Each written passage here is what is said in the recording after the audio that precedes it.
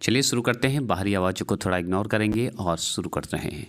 और एक बात मैं बता दूं कि स्वतंत्रता भारत के बाद हमारा चलने वाला है गांधी युग। गांधी युग के बाद ख़त्म हो जाएगा मॉडर्न हिस्ट्री, उसके बाद साउथ इंडिया लाऊंगा। तो चलिए शुरू करते हैं स्वतंत्र भारत का आंदोलन। स्वतंत्र भारत में सबसे इम्पोर्टेंट है 1857 इस समय, उसके बाद धीरे धीरे आगे चलेंगे। तो 1857 में क्या हुआ था, सबसे बड़ा कारण शुरू होता है और ये सबसे पहले क्रांति बोला जाता है हमारे स्वतंत्रता का। इसलिए स्वतंत्रता आंदोलन में 1857 की भूमिका बहुत इंपॉर्टेंट है। तो इसमें भूमिका की अगर बात करें तो सबसे पहले याद रखिएगा 1857 ईस्वी के विद्रोह कहाँ से प्रारंभ हुआ, तो मेरठ से शुरू हुआ था। तो हम बहुत अच्छे से जानते हैं कि 1857 ईस्वी का विद्रोह जो है, अगर पूछे कहाँ से शुरू हुआ तो मेरठ से बता दीजिएगा। अगर आपसे पूछे 1857 ईस्वी के विद्रोह का तत्कालीन कारण क्या है, तो याद रखिएगा चर्बी में मिले थे कारतूस, इसलिए इसे तत्कालीन कारण माना जाता है। चर्बी का मतलब है गाय का चर्बी, भैंस का चर्बी जो है, गाय का ज़्यादातर चर्बी मिलाया हुआ था इसलिए। तो 1857 का कारण है, तत्कालीन कारण है चर्बी में मिले कारतूस। कुछ तो कारण होनी चाहिए था ना युद्ध होने का, वही कारण था। अगर आपसे पूछे 1857 ईस्वी के विद्रोह के समय भारत का गवर्नर जनरल कौन है, तो बहुत इंपॉर्टेंट है, लॉर्ड कैनिंग को बोला जाता है। तो अगर आपसे पूछे कि 1857 ईस्वी के विद्रोह के समय भारत का गवर्नर जनरल कौन है, तो लॉर्ड कैनिंग है। इस टेबल को मैं लास्ट में पढ़ाऊंगा कि आपको जब ये सारे वन लाइनर दिमाग में छप जाए तो आपको टेबल क्लियर हो सके। तो इस क्वेश्चन को देखिए कि 1857 ईस्वी की क्रांति के समय ब्रिटेन का प्रधानमंत्री कौन था, तो याद रखिएगा जैसे कि ये वर्ड है थोड़ा टेढ़ा, तो हम कैसे याद करेंगे, लॉर्ड तो याद हो जाएगा, पाम अलग कर दीजिएगा, अस्टर्न अलग कर दीजिएगा, तो पाम अस्टर्न हो जाएगा। तो लॉर्ड पाम अस्टर्न है। अगर पूछे 1857 की क्रांति के समय ब्रिटेन का प्रधानमंत्री कौन है, तो पाम अस्टर्न है, लॉर्ड पाम अस्टर्न है। याद हुआ कि नहीं, कमेंट बॉक्स में जरूर करेंगे। ठीक है, इसे तोड़ के जितना पढ़िएगा उतना याद होगा। संधि विच्छेद का नाम सुने हैं, संधि विच्छेद कर दीजिए, तो याद रखिएगा पाम अस्टर्न कहते हैं। तो जैसे भारत का गवर्नर जनरल अगर पूछे 1857 का भारत का गवर्नर जनरल कौन था, लॉर्ड कैनिंग था। उसी तरह अगर आपसे पूछे 1850 समय जो है क्रांति जो हुआ था, उस समय ब्रिटेन का प्रधानमंत्री कौन था, तो पाम अस्टर्न था। अगर आपसे पूछ दे कि 1857 के विद्रोह को किस उर्दू कवि ने देखा था, तो याद रखिएगा मिर्ज़ा गालिब। यह डायरेक्ट क्वेश्चन पूछता है कि 1857 के विद्रोह को के समय जब 1857 विद्रोह हुआ था, उस समय एक उर्दू कवि थे, उनका नाम क्या था, तो मिर्ज़ा गालिब थे। ठीक है, अगर आपसे पूछ दे 1857 के विद्रोह में अंग्रेजों का सबसे कट्टर दुश्मन अगर बोले, अंग्रेजों का कट्टर दुश्मन अगर बोले, तो मौलवी अहमदुल्ला शाह को बोला जाता है। अंग्रेजों के लिए एकदम कट्टर थे, कट्टर, याद रखिएगा। तो 1857 के विद्रोह में अंग्रेजों का सबसे कट्टर दुश्मन मौलवी अहमदुल्ला है। अगर आपसे पूछ दे किसने 1857 के विद्रोह को एक षड्यंत्र की संज्ञा दी है, तो अगर आपसे पूछे कि 1857 के विद्रोह को एक षड्यंत्र की संज्ञा दी है, तो जेम्स आउटरम, याद रखें, जेम्स आउटरम और डब्ल्यू टेलर ने दी थी। अगर आपसे पूछ दे, डायरेक्ट पूछे कि 1857 का एक षड्यंत्र हुआ था, षड्यंत्र की संज्ञा दी गई थी कि 1857 एक विद्रोह जो है वो षड्यंत्र है, कौन संज्ञा दिया है, तो जेम्स आउटरम और डब्ल्यू टेलर ने दी थी। ठीक है, अगर आपसे पूछते कि 1857 की क्रांति का चिन्ह अगर पूछे, चिन्ह जो प्रतीक होते हैं, बताइए क्या निश्चित किया गया था, तो कमल और चायपाती जो है निश्चित किया गया था। तो याद रखिएगा कमल और चायपाती जो है किसके चिन्ह थे, तो 1857 की क्रांति के चिन्ह थे, निश्चित किए गए थे। अगर आपसे पूछते 1857 के विद्रोह में किसने सबसे पहले अपना बलिदान दिया, तो मंगल पांडे दिए थे, जो कि आप जानते ही एक सैनिक थे। और ये सैनिक थे इसलिए क्या हुआ कि जो चर्बी का कारतूस का नाम सुने हैं, जिसमें कारतूस में चर्बी मिलाकर चलाना था, वो मंगल पांडे को पता चल गया और यही सबसे पहले जो है क्रांति शुरू कर दिए थे। इन्हीं के नाम से शुरू हो जाता है कि सबसे पहले अपना बलिदान कौन दिया, तो मंगल पांडे दिए भाई, उसी के कारण शुरू हो गया।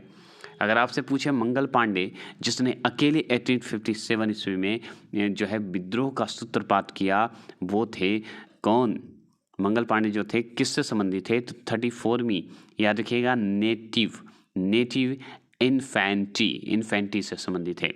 तो 34 नेटिव इन्फेंट्री एक सैनिक का एक जो लोगो होता है उसे कहा जाता है। ठीक है, तो याद रखिएगा 34वीं नेटिव इन्फेंट्री से संबंधित है। याद रखिएगा कौन, तो याद रखेंगे मंगल पांडे, जो कि 1815 में अकेले ये विद्रोह किए थे। इसी को सैनिक विद्रोह के नाम से भी जानते हैं।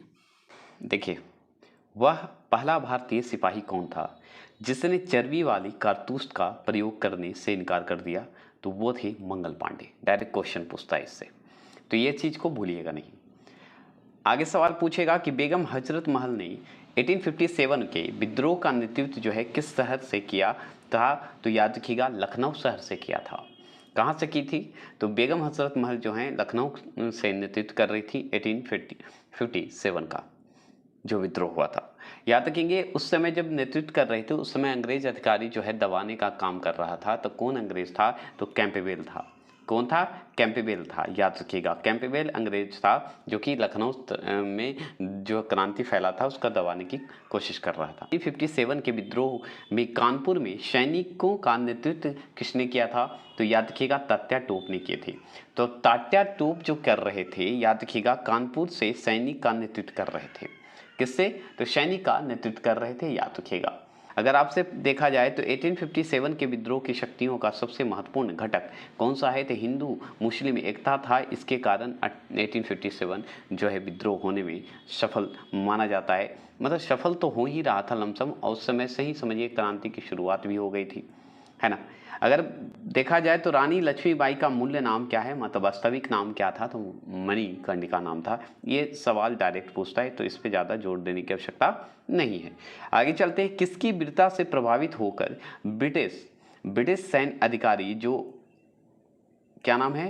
ह्यूरोज। देख रहे हैं इस वर्ड को, मान लीजिए हम बोलने में अचानक चुप हो गए तो क्या बोलेंगे? ह्यूरोज, तोड़ देंगे इसे। तो ह्यूरोज ने कहा कि भारतीय क्रांतिकारियों में यह अकेला मर्द है, अकेली मर्द है। तो लक्ष्मीबाई को बोला था, याद रखिएगा ह्यूरोज जो था बोला था लक्ष्मीबाई को कि ये ही अकेली मर्द है इस भारतीय क्रांतिकारी में। मतलब छक्के छुड़ा दी थी ना, बात यहाँ है। तो हालत खराब हो गया था। चलेगा। भारत के किस वर्ग ने 1857 की क्रांति में तटस्थ रहे थे? मतलब कौन से वर्ग के थे? तो ज्यादातर थे शिक्षित और मध्यम वर्ग के लोग सम्मिलित थे, याद रखिएगा। तो आपसे डायरेक्ट क्वेश्चन पूछेगा कि किस वर्ग के लोग सबसे ज्यादा 1857 में सम्मिलित हुए थे? तो शिक्षित और मध्यम वर्ग के लोग जो है सम्मिलित हुए थे। अगर आपसे पूछेगा कि मंगल पांडे को फांसी की सजा जो है दी गई, तो मंगल पांडे को फांसी की सजा मिली थी 8 अप्रैल 1857 में, मतलब 1857 में मिली थी। तो अगर आपसे पूछा जाए कि मंगल पांडे को कब फांसी की सजा दी गई, तो 8 अप्रैल 1857 ईस्वी को हुआ था, याद रखिएगा। ये डायरेक्ट क्वेश्चन पूछेगा। ये तो मंगल पांडे आप देख लिए। अब देखिए इस सवाल पे 1857 के विद्रोह में दिल्ली में सैनिक का नेतृत्व जो है किसने किया? तो दिल्ली में सैनिक का नेतृत्व करने वाले देखिए 2 आदमी थे। बहादुर शाह जफर द्वितीय थे, याद रखिएगा। बहादुर शाह जफर भी नाम है, बहादुर शाह द्वितीय भी बोला जाता है, याद रखिएगा। और एक वक्त खां थे। तो 2 व्यक्ति थे, याद रखिएगा। दिल्ली के विद्रोह जो दिल्ली तरफ से लड़ रहे थे, याद रखिएगा, सैनिक का नेतृत्व कर रहे थे 1857 में। तो 2 थे, बहादुर शाह द्वितीय और खान वक्त खान। अगर पूछते कि दमन करने वाला, दबाने वाला जो ब्रिटिश अधिकारी थे उस समय कौन था, तो याद रखिए 2 उधर भी था, कैप्टन हडसन और निकलसन। क्या नाम है? निकलसन, ठीक है, निकलसन। और एक हैंडसन, कैप्टन हैंडसन। 2 मिलके उधर भी दिल्ली के तरफ से जो है ब्रिटिश की तरफ से लड़ रहे थे, दमन कर रहे थे। और इधर से हमारा दिल्ली का सैनिक का नेतृत्व कौन कर रहे थे? बहादुर शाह जफर द्वितीय और वक्ता खां, ठीक है। अगर आपसे पूछे बिहार में 1857 की क्रांति के नेता कुंवर सिंह का देहांत कब हुआ था, तो आप जानते हैं कि बिहार से संबंधित हैं कुंवर सिंह, जो कि 1857 में ये भी बहुत अच्छी भूमिका निभाए थे। जो कि बिहार के कौन से क्षेत्र से? जगदीशपुर से, क्योंकि जगदीशपुर के राजा थे ये कुंवर सिंह, ठीक है। और इनकी मृत्यु की बात करते हैं तो 9 मई 1858 में हो गई थी। तो 9 मई 1858 मतलब 1858 में इनकी मृत्यु हो गई थी, याद रखिएगा। अगर आपसे पूछा जाए कि अंग्रेजी भारतीय सेना में चर्बी वाले कारतूसों से चलाने वाली एनफील्ड राइफल कब शामिल की गई, तो जनवरी 1857 में की गई थी। यही था, चर्बी से चलाने वाली एनफील्ड राइफल था, याद रखिएगा, जो कि जनवरी 1857 में शामिल कर दिया गया था, अंग्रेज लोग कर दिए थे। अगर आपसे और सवाल पूछता है तो 1857 में किसने इलाहाबाद को आपातकालीन मुख्यालय बनाया था, तो लॉर्ड कैनिंग बनाया था, याद रखिएगा, जो कि भारत का गवर्नर जनरल था, जो कि क्रांति का भी, याद रखेंगे। तो अगर आपसे पूछेगा कि 1857 में किसने इलाहाबाद में आपातकालीन मुख्यालय बनाया था? तो लॉर्ड कैनिंग। अब इलाहाबाद में, तो इलाहाबाद में भी तो कोई क्रांति हो रही होगी, कोई तो लड़ रहे होंगे। तो हाँ, लड़ रहे थे लियाकत अली, जो कि हम यहाँ पे पढ़ेंगे नेक्स्ट क्वेश्चन में। देखिए, इलाहाबाद में 1857 में सेवन के संग्राम का नेता कौन था? तो याद रखिएगा, वो नेता थे मौलवी लियाकत, याद रखिएगा, लियाकत अली थे, याद रखिएगा। ठीक है, दोनों थे। ठीक है, तो मौलवी लियाकत अली थे। मतलब दोनों कहने का मतलब हिंदू मुस्लिम एकता। देख रहे हैं, हर जगह अपने अपने क्षेत्र पे अपनी अपनी सबकी भूमिका निभाई जा रही थी। ठीक है, आपसे पूछेगा गडगरी विद्रोह का केंद्र था क्या? पता है? कोल्हामपुर। कोल्हामपुर बोलते हैं, कोल्हापुर भी होता है और कोल्हामपुर। तो याद रखिएगा, कोल्हामपुर भी बोलेंगे और कोल्हापुर ये केंद्र था किसका? गडगरी विद्रोह का। तो गडगरी विद्रोह पूछेगा कि कहाँ हुआ था, तो याद रखिएगा कौन सा केंद्र माना जाता है? तो कोल्हापुरम या कोल्हर, याद रखिए कोल्हापुर। अगर आपसे पूछे 1857 के बरेली विद्रोह का नेता कौन था? बरेली विद्रोह का नेता अगर आपसे पूछे तो क्या बताइएगा, बता सकते हैं? तो याद रखिएगा, खान बहादुर खान थे, याद रखेंगे। तो 1857 के बरेली विद्रोह का नेता कौन थे? तो खान बहादुर खान थे। ये डायरेक्ट क्वेश्चन आपसे पूछेगा। और पूछेगा कि भारत के प्रथम स्वतंत्रता संग्राम का तत्कालीन जो कारण था क्या था? तो हम जानते हैं कि अंग्रेजों का धर्म में हस्तक्षेप का संदेश होना। अंग्रेज अगर धर्म में हस्तक्षेप नहीं करता तो 1857 में क्रांति नहीं होने की संभावना थी। और ये इतनी बड़ी आग नहीं होती और चर्बी वाली इस्तेमाल नहीं करता तो क्रांति होता ही नहीं, बहुत कम होता है, याद रखें। आधुनिक इतिहासकार जिन्हें 1857 के विद्रोह को स्वतंत्रता की पहली लड़ाई कहा था, तो वो कहने वाले वीडी सावरकर थे। वीडी सावरकर कहे कि वीडी सावरकर जो है आधुनिक इतिहासकार हैं, याद रखिएगा। 1857 को मतलब 1857 के विद्रोह को कहे थे कि ये स्वतंत्रता की पहली लड़ाई थी, और सच में पहली लड़ाई थी। उसके बाद तो जो आग लगी बुझने का नाम ही नहीं लिया था, है ना। आगे चलेंगे, तत्या टोप का मूल्य नाम क्या था? तो रामचंद्र पांडुरंगा था। तो याद रखिएगा, तत्या टोप का अगर वास्तविक नाम पूछा जाए तो रामचंद्र पांडुरंगा लगा के टिक आ जाइएगा। अगर आपसे पूछेगा कथित सॉरी बोलने में हो जाता है, तथाकथित प्रथम राष्ट्रीय स्वतंत्रता संग्राम न तो प्रथम, ना ही राष्ट्रीय और ना ही स्वतंत्रता संग्राम था, ये किस इतिहासकार का कहना था? तो ये कहना था आर.सी. मजूमदार का। किसका? तो आर.सी. मजूमदार का कहना था कि ना ये प्रथम है, ना राष्ट्रीय है, ना स्वतंत्रता संग्राम था, याद रखिएगा। अगर आपसे पूछे कि मेरठ में विद्रोह का प्रारंभ जो हुआ था कब हुआ था? तो 10 मई, याद रखिएगा, 10 मई 1857 ईस्वी में हुआ था। तो अगर आपसे पूछे कि मेरठ में विद्रोह प्रारंभ हुआ तो 10 मई 1857 ईस्वी को हुआ था, ये भी याद रखिएगा। तो मेरठ में 13 मई को होना था, जो कि 10 मई को कर दिया गया था, याद रखेंगे। तो मेरठ में विद्रोह का आरंभ जो है, शुरुआत जो है हो गया था 10 मई 1857 में। अब बात है कि मेरठ तो शुरुआत हुआ था, तो मेरठ का मेन लीडर भी तो कोई होगा, है ना। तो मेन लीडर कौन है? तो चलिए पढ़ लेते हैं। तो 1857 के मेरठ का जो नेता कौन थे? तो याद रखिएगा, कदम सिंह थे। हमेशा डायरेक्ट क्वेश्चन पूछेगा आपसे, अगर पूछ दे तो जवाब देने में हिचकिचाइएगा नहीं। मेरठ के विद्रोह का नेता अगर 1857 का पूछे तो कदम सिंह को टिक लगा के आ जाइएगा। अब गलती नहीं करिएगा। बहुत लोग मंगल पांडे लगा देते हैं कि भाई वही शुरू किया तो मेरठ में भी शुरू हुआ, नहीं, ऐसा नहीं करिएगा, कदम सिंह। चलिए, वो पहला व्यक्ति थे जो कि शुरुआत कर दिए थे, ठीक है, याद रखिएगा, मंगल पांडे। मेरठ के विद्रोही सैनिकों ने कब दिल्ली पहुंचकर दिल्ली पर अधिकार कर लिया और मुगल सम्राट बहादुर शाह द्वितीय को भारत का सम्राट घोषित कर दिया? तो 12 मई 1857 को घोषित कर दिया था। तो याद रखिएगा, 12 मई 1857 को क्या कर दिया? घोषित कर दिया कि बहादुर शाह द्वितीय भारत का सम्राट बनेंगे, याद रखिएगा। तो मेरठ के विद्रोही सैनिकों ने कब दिल्ली पहुंचकर दिल्ली पर अधिकार कर लिया? मतलब दिल्ली पर अधिकार कर लिया, सोचिए, अंग्रेज को एकदम भगा दिया और द्वितीय बहादुर शाह द्वितीय को क्या किया? बता दिया कि भारत का सम्राट है, बैठा दिया गद्दी पे। और सवाल पूछता है कि बिहार के जगदीशपुर में विद्रोह के दमन का श्रेय जो है किस ब्रिटिश अधिकारी को जाता है? तो कौन ब्रिटिश था बिहार में भाई दमन करने के लिए? तो याद रखिए, टेलर याद रखिए, टेलर जी हैं, याद रखिएगा, टेलर है और बिसेंट बिशेंट आयर है, ठीक है, बिशेंट आयर है। कौन है? बिशेंट आयर। तो दो व्यक्ति था, तो याद रखिएगा टेलर और बिशेंट आयर जो है यहाँ जो बिहार में दमन जो विद्रोह हो रहे थे उसको दमन मतलब दबाने के लिए आया हुआ था, अंग्रेजी अधिकारी था, ठीक है। और बिहार से कौन लड़ रहे थे? कुंवर सिंह। और पूछेगा कि 1857 के विद्रोह में क्रम में दिल्ली के दमन करने के लिए किस ब्रिटिश सैन्य अधिकारी की मृत्यु हो गई थी? तो ब्रिटिश जो है दिल्ली में दो लड़ रहा था, मैंने बताया था, जिसमें बहादुर शाह हमारे इधर से लड़ रहे थे, 1857 की क्रांति के तरफ से लड़ रहे थे, दिल्ली तरफ से लड़ रहे थे बहादुर शाह जफर और बख्ता खां।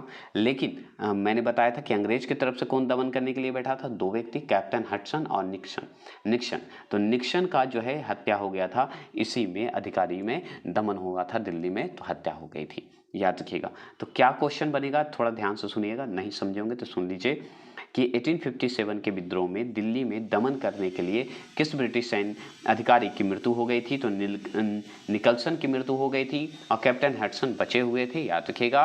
और याद रखेंगे, और दिल्ली तरफ से कौन लड़ रहा था? तो बहादुर शाह जफर द्वितीय और बख्ता खां लड़ रहे थे, याद रखिएगा, ठीक है। अगर आपसे पूछे कि किस स्थान पर हुआ विद्रोह के दमन के दौरान ब्रिटिश सैन्य अधिकारी हैवलॉक की मृत्यु हो गई? तो लखनऊ में हो गई थी, याद रखिएगा। तो याद रखेंगे, ब्रिटिश अधिकारी एक था हैवलॉक जो कि लखनऊ में नेतृत्व कर रहा था, एक और थे कैंपबेल। तो कैंपबेल की मृत्यु नहीं हुआ था, हो गया था हैवलॉक का मृत्यु हो गया था विद्रोह के दौरान। तो याद रखिएगा, दिल्ली में भी मृत्यु हो गया था निकलसन का, और दूसरा हो गया था हैवलॉक का मृत्यु हो गया था, याद रखिएगा, लखनऊ में, जहां बेगम हजरत लीड कर रही थी, है ना, याद रखिएगा।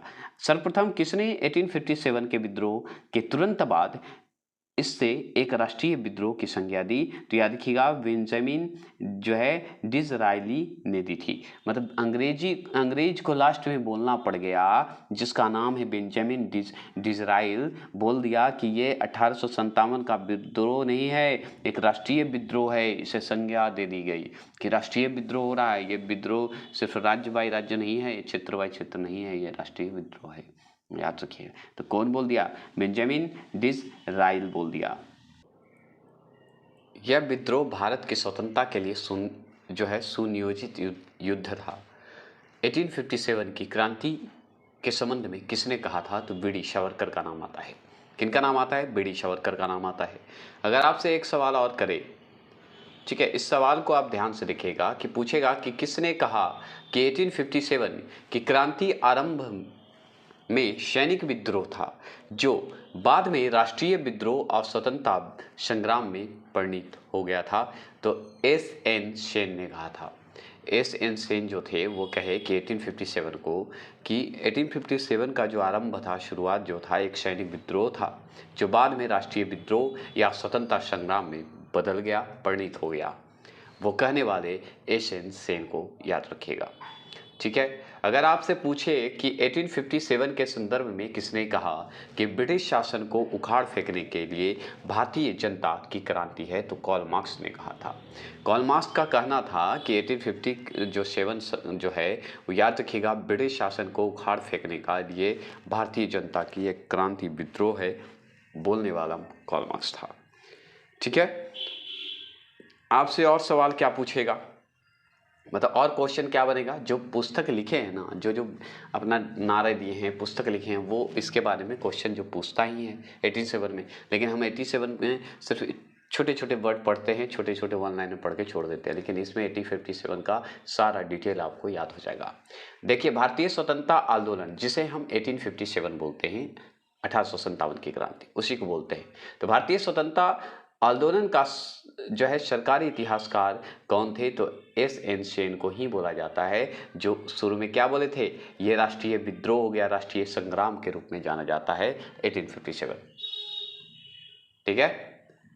आपसे और क्या पूछ सकता है? तो पूछेगा कि 1857 के विद्रोह को किस उर्दू कवि ने देखा था? तो ये याद रखिएगा, दूसरा बार ये क्वेश्चन रिपीट किया है। क्वेश्चन को तरीके सिर्फ चेंज किया है। क्या किया है? क्या 1857 के विद्रोह में कौन से उर्दू कवि थे, देखे गए थे या देखे थे? तो याद रखिएगा, मिर्जा गालिब थे, याद रखिएगा। वो उर्दू कवि थे जो कि 1857 की क्रांति में ये उस समय थे। अगर आपसे पूछे the first Indian war of independence, कि लेखक कौन है, तो कार्ल मार्क्स है, याद रखिएगा। और कार्ल मार्क्स भी अपना डायलॉग मारे थे, क्या मारे थे बताइएगा, जस्ट हम पढ़े हैं। ठीक है, एक और भी है, एक और क्या है कि the causes of the Indian revolt, revolt मतलब विद्रोह, के लेखक कौन है, तो सैयद अहमद खां हैं। तो सैयद अहमद खां का नाम आता है। अभी क्या पूछेगा, इसी क्वेश्चन को फिर से ध्यान रखिएगा कि एक बी.डी. सावरकर लिखे the first war of independence, के लेखक कौन है, तो बी.डी. सावरकर जी हैं। ये भी सवाल आपसे पूछेगा। आपसे और सवाल क्या पूछेगा, और भी सवाल पूछेगा, किसने 1857 के विद्रोह की सबसे कमजोर कड़ी के रूप में देखा जाता है, तो बहादुर शाह जफर को देखा जाता है। बहादुर शाह जफर मतलब द्वितीय, बहादुर द्वितीय। The first war of India, independence के लेखक कौन है, बी.डी. सावरकर। आप पढ़ लिए, देख लिए, आप यहाँ पे समझ लीजिए। एक लिखे हैं the first Indian war of independence, जो लिखे हैं वो कार्ल मार्क्स लिखे हैं। याद रखिएगा, the first Indian war of independence अगर बोले तो कार्ल मार्क्स, अगर the first war of independence अगर बोले तो वी.डी. सावरकर।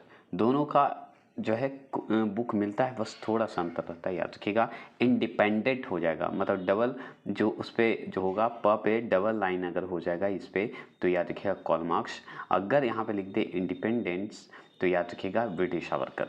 अगर आपसे पूछे किसने 1857 के विद्रोह की सबसे कमजोर कड़ी के रूप में देखा जाता है, तो हम जानते हैं बहादुर शाह जफर द्वितीय को जाना जाता है, जो कि दिल्ली के तरफ से सैनिक नेतृत्व कर रहे थे, मतलब लीडर ही थे ना, मुगल का अंतिम एक तरह से माना जाता है। अगर आपसे पूछे 1857 के विद्रोह, मतलब 1857 के विद्रोह की असफलता के बाद मुगल बादशाह बहादुर शाह द्वितीय या बहादुर शाह जफर द्वितीय को कहाँ और किसने गिरफ्तार किया, तो हुमायूं के कब्र के पास जो है देखा गया था, और गिरफ्तार करने वाला लेफ्टिनेंट हडसन था, याद रखिएगा। तो लेफ्टिनेंट हडसन जो है गिरफ्तार कर लिया था, याद रखिएगा। दिल्ली के ब्रिटिश सरकार तरफ से नेतृत्व कर रहा था दिल्ली में, याद रखेंगे हडसन। अगर आगे सवाल पूछता है 1857 के विद्रोह की सफलता के बाद बहादुर शाह द्वितीय को कहाँ जो है निर्वासित कर दिया गया था, तो रंगून भेज दिया गया था। अगर आपसे पूछे कि 1857 के विद्रोह की सफलता के बाद बहादुर शाह द्वितीय को कहाँ निर्वासित कर दिया गया, तो रंगून भेज दिया गया था। और सवाल क्या पूछता है, वह कौन सा सेनापति था जिसकी 1857 मतलब 1857 के विद्रोह को दबाने में महत्वपूर्ण भूमिका जो रहा है, तो कैंपबेल का रहा है। ये लखनऊ में भी निभाया था, कानपुर में भी निभाया था, याद रखिएगा। तो कैंपबेल का सबसे ज़्यादा भूमिका रहा है, ये एक सवाल पूछता है। देखिए यहाँ पे देखिए 1857 ईस्वी में किस विद्रोही नेता को अंग्रेजों द्वारा जो है बंदी बनाकर मार दिया गया था, तो तात्या टोप को जो है मार दिया गया था, अंग्रेजों द्वारा बंदी बना दिया गया था। ये सवाल डायरेक्ट आपसे पूछता है। एक बात और मैं बता दूं, इसमें एक चीज़ ध्यान रखिएगा कि तात्या टोप जो है सैनिक का नेतृत्व की अगर बात होगी तो आप चले जाइएगा कानपुर, ठीक है, कानपुर के तरफ से। लेकिन कानपुर के तरफ से मेन जो लड़ने वाले नेता थे 1857 का, वो थे नाना साहब। अब अगर पूछे कि तात्या टोप जो है किस तरफ से लड़ रहे थे, कौन से क्षेत्र से, तो ग्वालियर क्षेत्र से ज़्यादा इनकी भूमिका रही थी, याद रखिएगा। ठीक है, कंफ्यूज मत करिएगा, इसका टेबल में ऐसे क्लियर कर देंगे हम आगे जाएंगे। तो आगे सवाल है 1857 के विद्रोह में अंग्रेजों का सबसे कट्टर दुश्मन अगर पूछे तो मौलवी अहमद दुल्ला शाह को याद रखिएगा। तो कट्टर दुश्मन अगर आपसे पूछे अंग्रेजों का, तो मौलवी अहमद दुल्ला थे। अगर आपसे पूछे 1857 के विद्रोह को एक षड्यंत्र की संज्ञा किसने दी थी, तो याद रखिए जेम्स आउट्रम और डब्ल्यू टेलर ने दिया था। तो याद रखेंगे 1857 के जो एक विद्रोह हुआ था उसका षड्यंत्र की संज्ञा देने वाले व्यक्ति हैं आउट्रम और डब्ल्यू टेलर का नाम आता है। एक और सवाल पूछता है कि 1857 के विद्रोह के जो है 1857 का जो संग्राम हुआ था, स्वतंत्रता संग्राम के समय इंग्लैंड में शाही तख्त पर कौन विराजमान था, मतलब गद्दी पर कौन बैठा था, तो महारानी विक्टोरिया बैठी हुई थी। कौन थी, महारानी विक्टोरिया बैठी हुई थी, याद रखिएगा 1857 की क्रांति में ब्रिटेन में। ठीक है, याद रखेंगे 1857 जो है 1857 ईस्वी में प्रथम स्वाधीनता संग्राम के स्वतंत्रता सेनानी में महक परी का उपनाम किसे दिया गया था? तो जीनत महल को दिया गया था। महकपरी का नाम जो है महकपरी है, उनका उपनाम दिया गया था जीनत महल को दिया गया था, जो कि सेनानी थी 1857 में स्वतंत्रता संग्राम के स्वतंत्रता के लिए एक सेनानी थी, याद रखिएगा। अगर आपसे पूछे बैरकपुर के परेड ग्राउंड में मंगल पांडे ने किस पर गोली चलाई थी? तो याद रखिए जनरल हार्सी पर चला दी थी। किस पे चलाई थी? जनरल हार्सी पे चला दी थी। तो बैरकपुर के परेड पर ग्राउंड पे क्या हुआ था कि मंगल पांडे ने गोली चला दी थी जनरल हार्सी पर। ठीक है। और सवाल पूछता है कि भारतीय स्वतंत्रता आंदोलन का सरकारी इतिहासकार कौन था? तो एस.एन. सेन थे। सरकारी इतिहासकार आपसे पूछे तो आप बता दीजिएगा एस.एन. थे, याद रखेंगे। अगर आपसे पूछे महारानी विक्टोरिया ने भारतीय प्रशासन को ब्रिटिश ताज को नियंत्रण में लेने की घोषणा कब की? तो याद रखिएगा 1 नवंबर, याद रखेंगे 1 नवंबर, याद रखिएगा 1858 ईस्वी में लेने की बात हुई। तो महारानी विक्टोरिया ने भारतीय प्रशासन को ब्रिटिश ताज को नियंत्रण में मतलब कंट्रोल में लेने की बात अगर करें, घोषणा की बात करें, तो 1 साल बाद मतलब 1 नवंबर 1858 ईस्वी को अपने हाथों में ले ली थी। अब कुछ पॉइंट बचा हुआ है जो कि इसमें भी इम्पोर्टेंट है। क्या है? तो देखिए 1857 में अंग्रेजी साम्राज्य के विरुद्ध पंजाब में किसने सशस्त्र विद्रोह किया था? तो नामधारी सिखों ने किया था। तो नामधारी सिख थे, उन लोग पंजाबों में जो है 1857 में विरोध किए थे अंग्रेजों के खिलाफ। अगर आपसे पूछे कि 1857 के विद्रोह का नेतृत्व बिहार में किसने किया? तो कुंवर सिंह, आप जानते हैं जगदीशपुर से किए थे, जगदीशपुर का राजा भी थे, ये याद रखिएगा। ठीक है। और भी सवाल की बात करें तो 1857 के विद्रोह के दौरान दिल्ली में विद्रोह का सैन्य नेतृत्व किसने किया? तो वक्त खां। देखिए 2 व्यक्ति थे, वक्त खां, बहादुर शाह जफर द्वितीय, दोनों जो है दिल्ली से लड़े थे। जिसमें दिल्ली से लड़े थे अंग्रेज की अगर बात करें, अंग्रेज जो दमनकारी जो बोले जाते थे, दबाने की बात करते हैं, तो दिल्ली में जो 2 अंग्रेज थे उनका नाम था निकलसन और एक थे हडसन। तो हडसन तो थे, निकलसन जो है उसी विद्रोह के दौरान मारे गए थे, याद रखिएगा। और वक्त खां और बहादुर शाह जफर जो हैं इसमें मेन भूमिका में थे, 1857 के क्रांति की भूमिका में थे उधर से दिल्ली में, और ये अंग्रेज की तरफ से लड़ रहे थे, जिसमें हडसन की भूमिका बहुत ज़्यादा थी दबाने में, जिसमें बहादुर शाह जफर धरा जाते हैं लेकिन वक्त खां का भी नहीं धराते, याद रखिएगा। इनकी है मतलब पकड़े जाएंगे लेकिन बहुत देर के बाद, ये अपने तेज आदमी थे। आपसे सवाल पूछता है भारतीय राष्ट्रीय आंदोलन के 1885 या 1905 की अवधि को कहा जाता है उदारवादी चरण। ये सवाल आपसे पूछेगा। देखिए 1857 से जितने क्वेश्चन बनने थे अब बन गए हैं, अब ज़्यादा क्वेश्चन उसका नहीं बनेगा। अब जितने भी स्वतंत्रता आंदोलन में अब जो आगे है उसकी अब पढ़ेंगे, जिसमें से भारतीय राष्ट्रीय आंदोलन की शुरुआत जब हुई थी 1885 में बना था, याद रखिएगा। भारतीय राष्ट्रीय कांग्रेस याद है ना? तो याद रखेंगे भारतीय राष्ट्रीय आंदोलन की बात करें तो 1885 से लेकर 1905 तक पढ़ेंगे, जिसमें गांधी जी भी आएंगे और सारे लोग भी आएंगे। तो चलिए पढ़ते चलते हैं। इसमें उदारवादी चरण कहा जाता है। तो याद रखिए 85 से 1905 की अवधि को कहा जाता है उदारवादी नेता, याद रखेंगे उदारवादी नेता रहेंगे। और भी सवाल बनेगा कि भारतीय इतिहास में वर्ष 1885 में ईस्वी में किस कारण प्रसिद्ध हुआ? तो भारतीय राष्ट्रीय कांग्रेस की स्थापना हुई थी, इसलिए ये भारतीय इतिहास में फेमस हो गया 1885। 1885 से अब 1905 तक क्या क्या हुआ, अब चलिए उसमें आगे पढ़ लेते हैं, उसके बाद आगे भी पढ़ेंगे। तो चलिए इसमें क्या क्या भूमिका हुई है उसके टेबल के हिसाब से भी पढ़ेंगे। तो इसमें देखिएगा आधुनिक भारत इतिहास में गोकुल दास तेजपाल हैं संस्कृत महाविश्वविद्यालय क्यों प्रसिद्ध है? बता सकते हैं आधुनिक भारतीय इतिहास में अगर गोकुल दास तेजपाल संस्कृत महाविद्यालय याद किया क्यों प्रसिद्ध है? क्योंकि भारतीय राष्ट्रीय कांग्रेस का प्रथम अधिवेशन के कारण है। तो अगर आपसे पूछे कि भारतीय राष्ट्रीय कांग्रेस की स्थापना कब हुई तो 1885 में हुआ, और याद रखिएगा प्रथम अधिवेशन कहाँ हुआ था, पूछता है भारतीय राष्ट्रीय कांग्रेस का। तो याद रखिएगा गोकुल दास तेजपाल संस्कृत महाविद्यालय में हुआ था, याद रखेंगे। और 1885 से लेकर 1905 को क्या कहा जाता है? तो 1905 को उदारवादी का जो है काल कहा जाता है, मतलब उदारवादी चरण कहा जाता है, जो कि आप देखे हैं। अब चलिए थोड़ी सी बात करते हैं, और भी थोड़ा जूम कर देता हूँ, और भी क्या बात करते हैं। 1885 से 1905 के काल के भारतीय आंदोलन में उदारवादी नेताओं का प्रभुत्व प्रभुत्व था, उनके आंदोलन का मुख्य ढंग क्या था? तो संवैधानिक आंदोलन था। मतलब संवैधानिक रूप से हम ये आंदोलन करेंगे, इस पे अहिंसा जो है मार काट वाला नहीं करेंगे, आराम से प्यार से करेंगे, हिंसा नहीं करेंगे, अहिंसावादी रहेंगे, ऐसे सिद्धांत वाले थे। तो याद रखिएगा, तो 1885 से 1905 के काल के जो है भारतीय आंदोलन में उदारवादी नेताओं का जो है प्रभुत्व रहा था। उनका आंदोलन का ढंग था संवैधानिक आंदोलन करना, संवैधानिक ढंग से। और चलिए, तो भारतीय राष्ट्रीय कांग्रेस की पहली बैठक किस शहर में हुई? मुंबई में। और मुंबई में हुई तो कहाँ से शुरू हुआ? कौन सा विश्वविद्यालय था? संस्कृत महाविद्यालय था। कौन सा? गोकुल दास तेजपाल संस्कृत जो है महाविद्यालय था, वहाँ पे प्रथम अधिवेशन हुआ था, जो कि कहाँ पड़ता है? मुंबई में। क्लियर हो गए? एक बात मैं बताता हूँ, 1857 अगर पढ़ लिए तो आप इससे ज़्यादा क्वेश्चन नहीं आने वाला, और आएगा भी तो इसी से आएगा। याद रखिए, बस क्वेश्चन का तरीका कितना भी घुमा दे, आपका आंसर हो जाएगा सही। और याद रखिए, जो अभी पढ़ने जा रहे हैं 1857 की जो क्रांति पढ़ ली, उसके बाद अब जो पढ़ने जा रहे हैं, क्या पढ़ने जा रहे हैं? 1885 से 1905 तक कांग्रेस अधिवेशन जो पढ़ने जा रहे हैं वो भी पढ़ेंगे ज़बरदस्त।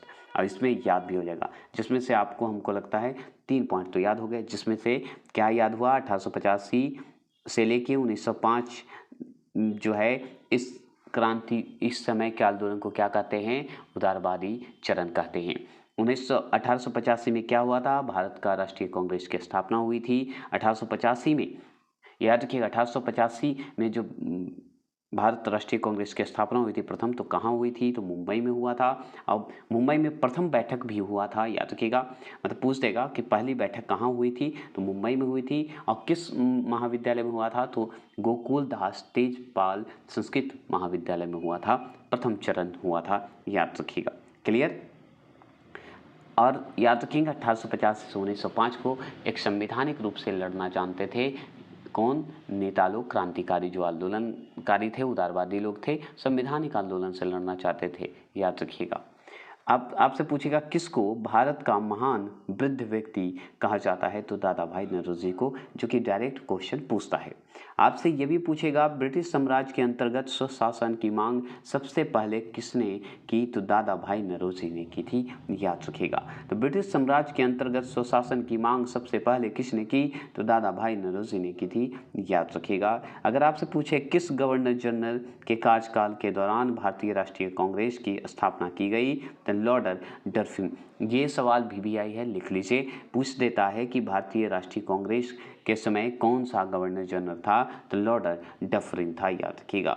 कौन था? लॉर्ड डफरिन था। जैसे 1857 की क्रांति का जो है उस समय भारत का गवर्नर जनरल कौन था? लॉर्ड कैनिंग था। उसी तरह पूछ देता है कि भारत का राष्ट्रीय कांग्रेस के समय कौन था गवर्नर जनरल? तो याद रखिएगा, लॉर्ड डफरिन था। अब याद हो गया, दिक्कत नहीं ना? अच्छा लग रहा है तो प्लीज़ सब्सक्राइब और लाइक करिएगा, सपोर्ट कीजिएगा। और भी मैं बता दूं, थोड़ी बाहरी आवाज़ों को इग्नोर करिएगा, ओके। चलिएगा, तो भारतीय विश्वविद्यालय अधिनियम जो 1904 ईस्वी में हुआ था, किस वायसराय के काल में पारित हुआ था? तो आप जानते हैं लॉर्ड कर्जन के समय हुआ था। ये भी पूछता है कि भारतीय विश्वविद्यालय अधिनियम एक लागू हुआ था 1904 में, उस समय वायसराय कौन था? तो याद रखिएगा, लॉर्ड कर्जन था। ये भी डायरेक्ट क्वेश्चन पूछेगा आपसे। आपसे ये भी पूछेगा कि इंडियन नेशनल कांग्रेस के संस्थापक कौन थे? तो एलन, याद रखिए, एलन ऑक्टेवियन ह्यूमस, जो कि हम लोग पढ़ते हैं A.O. हुम। याद है? याद आया? A.O. हुम को बोलते हैं। तो A.O. हुम शॉर्ट फॉर्म में हम लोग याद रखते हैं, लेकिन इनका पूरा नाम अगर आपसे पूछ दे तो क्या जवाब दीजिएगा? देंगे तो कमेंट बॉक्स में करिए, नहीं तो जान लीजिए इंडियन नेशनल कांग्रेस की अगर संस्थापक की बात होगी तो A.O. हुम थे, याद रखिएगा, जिनका फुल नेम है एलन ऑक्टेवियन ह्यूमस। क्या है? एलन ऑक्टेवियन ह्यूम मतलब ह्यूम बोलते हैं, ह्यूमस है ऐसा बोल दिया मैंने, ह्यूम। तो कौन है? A.O. हुम है, याद हो गया नाम। हर्मिट ऑफ शिमला किसे कहा जाता है? तो A.O. हुम को। देखिए यहाँ पे शॉर्ट नाम है, यहाँ पे फुल नाम है। तो A.O. हुम का फुल नाम अगर आपसे पूछ दे तो क्या बताइएगा? एलन ऑक्टेवियन ह्यूम, याद रखिएगा। शॉर्ट फॉर्म याद रखेंगे A.O. हुम, जिसे हर्मिट ऑफ शिमला बोला जाता है। प्रथम भारतीय कौन था जो ब्रिटिश संसद के लिए निर्वाचित हुआ था तो दादा भाई नौरोजी हुए थे। ठीक है, अगर आपसे पूछे प्रथम भारतीय कौन था जो ब्रिटिश संसद के लिए निर्वाचित हुआ था, तो दादा भाई नौरोजी हुए थे, ये ज़रूर ध्यान रखिएगा। ठीक है, अगर आपसे पूछेगा कि भारतीय राष्ट्रीय कांग्रेस के 3 बार जो अध्यक्ष कौन बने थे, तो दादा भाई नौरोजी बने थे। एक चीज़ को यहाँ पे ध्यान रखिए, हम थोड़ा सा बताना भूल गए बढ़िया से, क्या बताना भूल गया कि इंडियन नेशनल कांग्रेस के संस्थापक और अध्यक्ष थोड़े अलग होते हैं, ये ध्यान रखिएगा। अगर संस्थापक पूछेगा तो एलन ऑक्टेवियन हुम, याद रखिएगा, जिसे शॉर्ट फॉर्म में एओहुम बोलते हैं, और एओहुम को क्या कहा जाता है, हर्मिट ऑफ शिमला कहा जाता है इन्हें, तो याद रखिएगा। ठीक है, अब देखिए इस जगह पे आप दादा भाई नौरोजी को इम्पोर्टेंट क्यों दिया गया है, देखिएगा। तो आगे तो प्रथम भारतीय कौन थे ये तो आप पढ़े, ब्रिटिश संसद के लिए निर्वाचित हुए थे ये भी आप पढ़ लिए, लेकिन यहाँ पे ये चीज़ देखिए कि भारतीय राष्ट्रीय कांग्रेस के 3 बार अध्यक्ष कौन बने, तो दादा भाई नौरोजी बने थे, ये जरूर ध्यान रखिएगा। ठीक है, अब आपसे पूछेगा कि मद्रास महाजन सभा की स्थापना कब की गई थी, तो याद रखिएगा 1884 में, 1884 में जो है क्या किया गया था, मद्रास महासभा की स्थापना की गई थी। महाजन सभा की बात होती है। ठीक है, मद्रास महाजन सभा की स्थापना अगर पूछे तो 1884 बता दीजिएगा। A nation in the making नामक पुस्तक किसने लिखी, तो सुरेंद्र नाथ बनर्जी ने लिखी थी। अगर आपसे पूछे a nation in the making नामक पुस्तक किनका है, तो सुरेंद्र नाथ बनर्जी का है, जो कि संबंधित हैं हमारे जो है पॉलिटी से। समझ में आ रहा है। अगर आपसे पूछे जाए किस ब्रिटिश वायसराय ने 1880 के दशक के प्रारंभ में विदेशी शासन के विरुद्ध भारतीय असंतोष को बढ़ाने में महत्वपूर्ण भूमिका निभाई, तो लीटन ने निभाई थी। तो ये सवाल बहुत ही इंपॉर्टेंट बनता है एसएससी के लिए। अगर एसएससी या बीपीएससी वाले हैं तो उनके लिए थोड़ा सा ये बता दूं कि याद रखिएगा, ये डायरेक्ट क्वेश्चन नहीं पूछता, थोड़ा घुमा के पूछता है। क्या पूछता है कि ब्रिटिश वायसराय जो कौन ऐसा था, तो जो कि 1880 के दशक में जो है शुरुआत में क्या हुआ, विदेशी शासन के विरुद्ध जो है भारतीय असंतोष को बढ़ाने में महत्वपूर्ण भूमिका निभाया था। ठीक है, तो वो था लीटन था, याद रखिएगा। लीटन की भूमिका बहुत ज़्यादा रहा था, याद रखेंगे। अगर बात करें भारतीय नेताओं में किसे ब्रिटिश द्वारा इंडियन सिविल सर्विस से बर्खास्त किया गया था, तो याद रखिएगा सुरेंद्र नाथ बनर्जी को किया गया था। बर्खास्त किया गया था कहने का मतलब कि ये खुद भी छोड़ दिए थे, इनको मन ही नहीं था, ये याद रखिएगा। तो इनका भी भूमिका अलग है जो कि बताएंगे आगे भी। तो याद रखिएगा भारतीय नेताओं में किस ब्रिटिश द्वारा जो इंग्लैंड सिविल सर्विस जो पास किए थे उन्हें बर्खास्त किया गया था, सुरेंद्र नाथ बनर्जी को। एक तरह से ये खुद हटे थे। ठीक है, अगर बात करें तो poverty and un British rule in India नामक पुस्तक की रचना कौन किया, तो दादा भाई नौरोजी किए थे। तो दादा भाई नौरोजी की अगर पुस्तक का बात करेगा तो poverty and un British rule in India बता दीजिएगा। अगर आपसे पूछे लीटन द्वारा प्रस्तावित वैधानिक जनपद सेवा जिसके तहत परीक्षा की आयु 21 वर्ष से घटाकर 19 वर्ष कर दी गई थी, कब लागू हुआ था, तो 1878 ईस्वी में लागू हुआ था। अगर पूछे कि क्या बताइएगा, 21 वर्ष से घटाकर 19 वर्ष कर दी गई, तो 1878 ईस्वी में कर दिया गया था। अगर आपसे पूछे इल्वर्ट विल जो है विवाद किस वायसराय के कार्यकाल में उभरा, तो लॉर्ड रिपन के समय में उभरा था। और याद रखिएगा, अगर मेरा मॉडर्न हिस्ट्री पढ़ते आ रहे हैं तो प्लीज़ पढ़ते आइएगा, तभी आपको ये सब भी समझ में आएगा। मेरा कहने का मतलब यही होता है कि अगर मैं जो शुरू से वीडियो डाल रहा हूँ मॉडर्न हिस्ट्री, अगर आप पढ़ते आइएगा ना तो ये सारा समझ में आता चल जाएगा। फिर मैं चैलेंज देता हूँ कि ज़िंदगी में आपको अगर क्वेश्चन सामने आएगा तो छूटेगा नहीं, याद रखिएगा, बस देखते आइए। तो इल्वर्ट विल विवाद किस वायसराय के कार्यकाल में उभरा, तो लॉर्ड रिपन के समय में। ये डायरेक्ट क्वेश्चन पूछता है, याद रखिएगा, इसलिए मैंने दोहराता हूँ। भारतीय संघ के संस्थापक कौन थे, तो याद रखिएगा सुरेंद्र नाथ बनर्जी थे। थोड़े धुंधले हैं, सुन लीजिएगा। तो ठीक है, सुरेंद्र नाथ जो हैं, नाथ जी बनर्जी जो थे वो क्या थे, भारतीय संघ के संस्थापक माने जाते थे। अगर आपसे और पूछे क्या, अगर आपसे पूछेगा कि भारतीय राष्ट्रीय कांग्रेस के प्रथम मुस्लिम प्रेसिडेंट कौन थे, तो बदरुद्दीन तैयबजी जी थे। तो याद किया, भारतीय राष्ट्रीय कांग्रेस के प्रथम मुस्लिम प्रेसिडेंट मतलब प्रथम मुस्लिम अध्यक्ष कौन थे? तो बदरुद्दीन तैयबजी थे। तो पूछता है कि भारतीय राष्ट्रीय कांग्रेस के प्रथम मुस्लिम कौन थे? तो बदरुद्दीन तैयबजी थे। याद रखिएगा, तैयबजी थे, याद रखिए, तैयबजी जी थे, याद रखेंगे। 1905 में बंगाल विभाजन के समय जो है किस वायसराय ने किया था? तो याद रखिए, लॉर्ड कर्जन ने किया था। याद रखिएगा, ये पूछता है कि 1905 में बंगाल विभाजन जब हो रहा था उस समय वायसराय कौन था? तो लॉर्ड कर्जन था। ऐसे क्वेश्चन पूछते हैं, आप पूछ भी रहे हैं। प्रीवियस ईयर अगर मेरा शांत संग्रह नहीं देखे हैं तो देख लीजिएगा, उसमें पूछा हुआ है। ब्रिटिश हाउस ऑफ जो है कॉमन्स का चुनाव जो है कौन प्रथम भारतीय ने लड़ा था? तो याद रखिए, दादा भाई नौरोजी ने लड़ा था।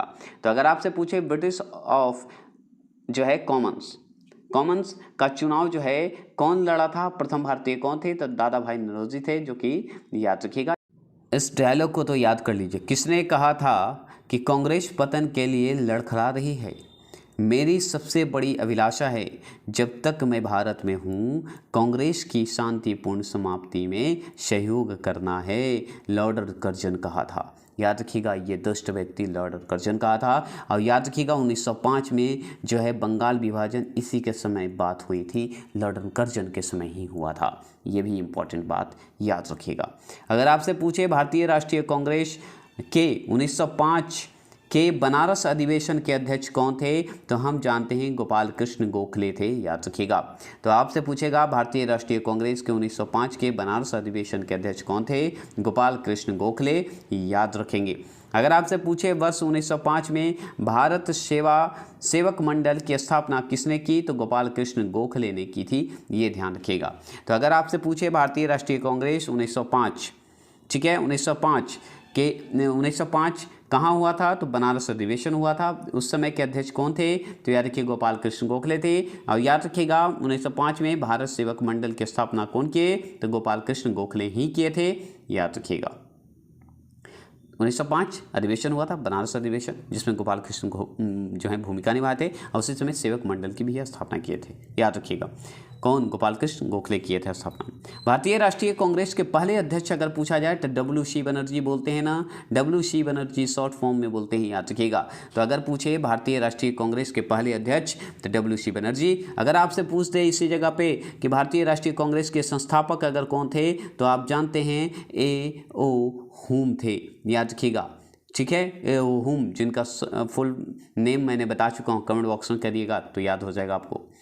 आप एक और चीज़ ध्यान रखिए, भारत के पहले लोक संघ लैंड होल्डर्स सोसाइटी की स्थापना कब की थी? तो याद रखिएगा, या कब हुई थी? तो 1837 में हुआ था, याद रखिएगा। अगर आपसे पूछे लैंड होल्डर्स सोसाइटी की स्थापना अगर पूछे कब हुआ, तो 1837 में। ये सवाल आपको डायरेक्ट पूछेगा। भारत के पहला लोक संघ था जिसे लैंड होल्डर सोसाइटी कहते हैं, इसकी स्थापना 1837 में। मैंने हर ढंग से बोल चुका हूँ, समझ में आ गया तो कमेंट करिएगा। अब इसी से फिर से सवाल है कि लैंड होल्डर सोसाइटी की स्थापना किसके कल्याण के लिए हुआ था? तो जमींदारों के कल्याण के लिए ये बना था, याद रखिएगा, जो कि 1837 में इसकी स्थापना हुई थी, याद रखिएगा। क्लियर? चलेंगे आगे। सवाल बनता है, दादा भाई नौरोजी ने 1866 ईस्वी में ईस्ट इंडिया एसोसिएशन की स्थापना कहाँ की थी? तो लंदन में किया था। ये डायरेक्ट क्वेश्चन पूछेगा आपसे। क्यों पूछेगा? क्योंकि दादा भाई नौरोजी से सवाल है, और एक सवाल तो बनना चाहिए भी और बनता भी है। तो दादा भाई नौरोजी की अगर बात करें तो 1866 को याद रखिएगा। 1866 में एक स्थापना किए ईस्ट इंडिया एसोसिएशन। इसकी स्थापना लेकिन इंडिया में नहीं, लंदन में हुआ था, ये जरूर ध्यान रखिएगा। आपसे पूछेगा 1870 ईस्वी में पूना सार्वजनिक सभा की स्थापना जो है बताइएगा किसने की? तो याद रखिएगा, महादेव गोविंद रानाडे ने की थी। अगर आपसे पूछेगा कि 1870 में एक स्थापना हुआ, ठीक है, क्या स्थापना हुआ? तो पूना सार्वजनिक जो है सभा खुला, ठीक है। उसके अगर कौन थे फेमस व्यक्ति? तो याद रखिएगा, महादेव गोविंद रानाडे थे, जो कि संस्थापक माने जाते हैं। अगर आपसे पूछ दे किसने 1875 में हाउस ऑफ कॉमन्स में एक याचिका प्रस्तुत करते हुए ब्रिटिश संसद में भारत के प्रत्यक्ष प्रतिनिधित्व की मांग की, तो दी डेक्कन एसोसिएशन ने क्या किया कि एक जो है प्रस्तुत किया याचिका, मतलब रिट जारी कर दिया। याचिका ब्रिटिश संसद में भारत के प्रत्यक्ष प्रतिनिधित्व की मांग की है, और ये भी 1875 के हाउस ऑफ कॉमन्स में रिट जारी की थी। कौन? तो दी डेक्कन एसोसिएशन ने। क्लियर? तो इसमें सवाल देखिए 3 ढंग से पूछेगा। कैसे पूछेगा? 1875 में क्या हुआ, तो हाउस ऑफ कॉमन्स में याचिका जारी हुई थी, याचिका रिट जारी हुआ था। अगर रिट जारी हुआ था तो क्यों हुआ था? क्योंकि भारत के प्रत्यक्ष प्रतिनिधित्व की मांग के लिए हुआ था। और कौन करने वाला, किसने किया था? तो दी डेक्कन एसोसिएशन ने किया था। क्लियर? सवाल हो गया ना। अब और सवाल पूछेगा कि लैंड होल्डर्स सोसाइटी जो है कलकत्ता के संस्थापक कौन थे? तो याद रखिएगा द्वारिका नाथ टैगोर थे। हर जगह अलग अलग है।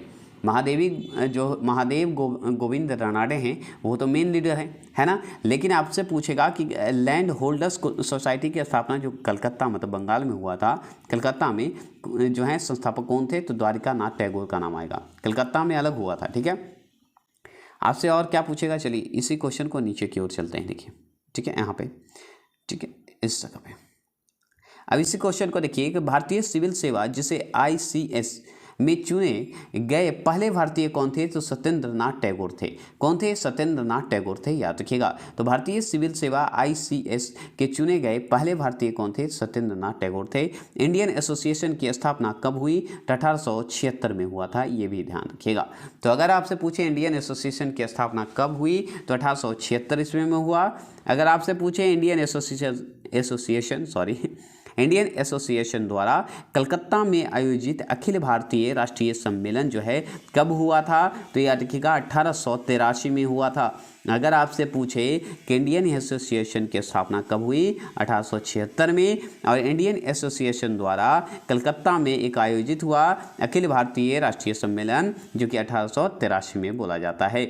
ठीक है, बाहरी आवाज़ को थोड़ा इग्नोर करिएगा।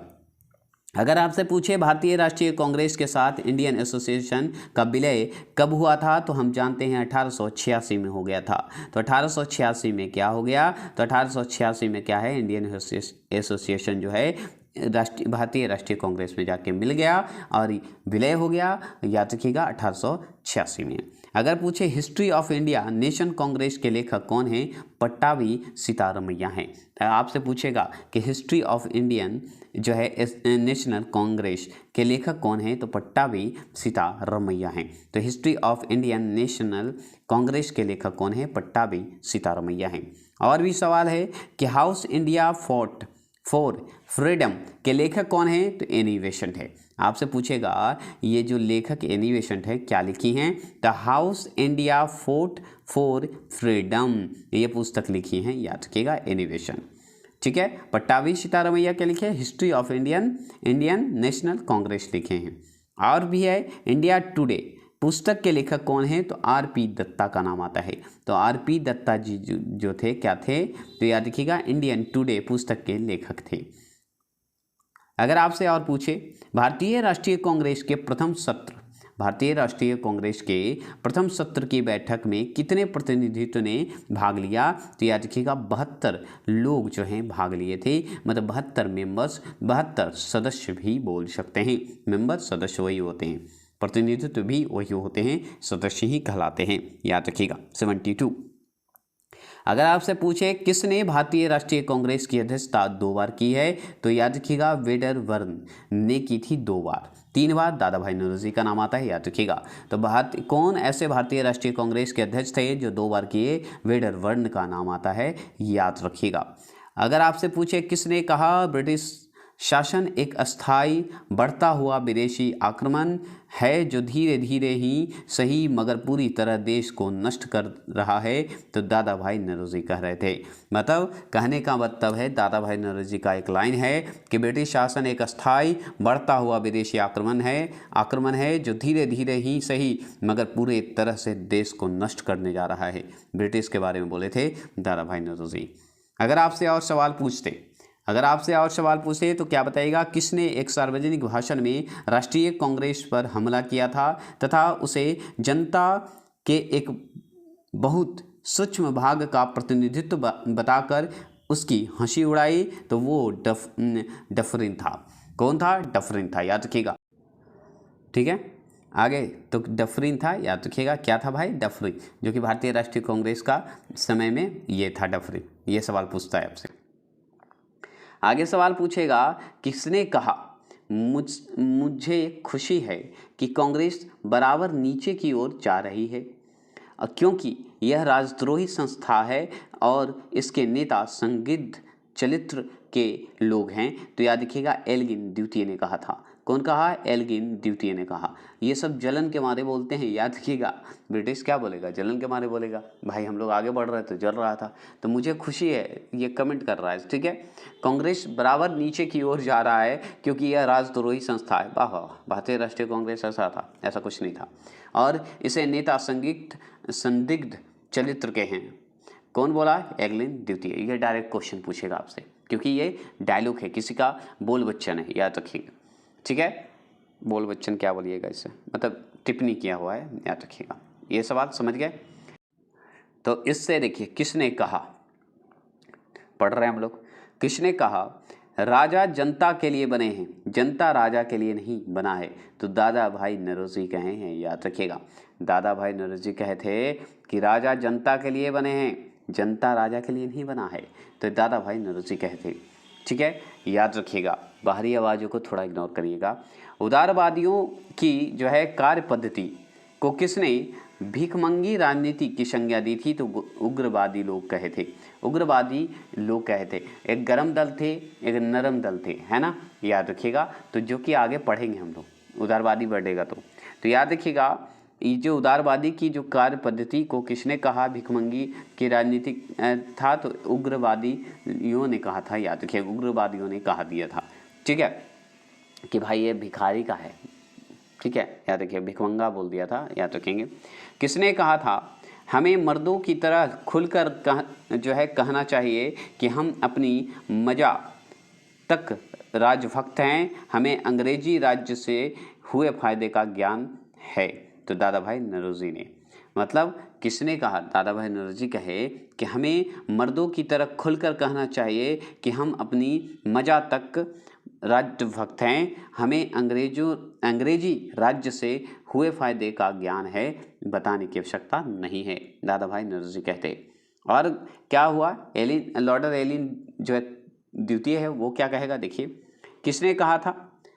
किसने कहा था? तो एलिन जो लॉर्ड द्वितीय है, ये क्या कहा था कि भारतवर्ष तलवार के बल पर जीता गया था और तलवार के बल पर ही उसे बर्तनी कब्जे में रखा जाएगा। सोचिए, इतनी बड़ी बात, तो खून तो खोलेगा नहीं जी, है ना।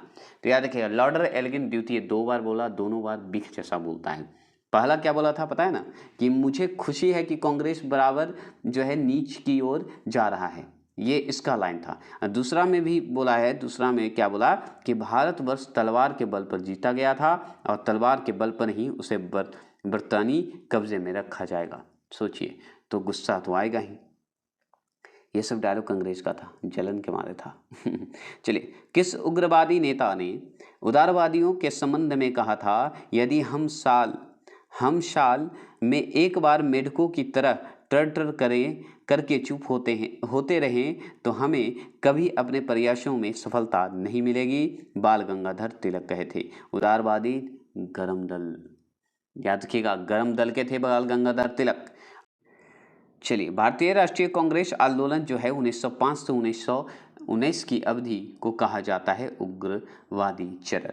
अब देखिए, हम पढ़े 1885 से लेके 1905 तक पढ़े।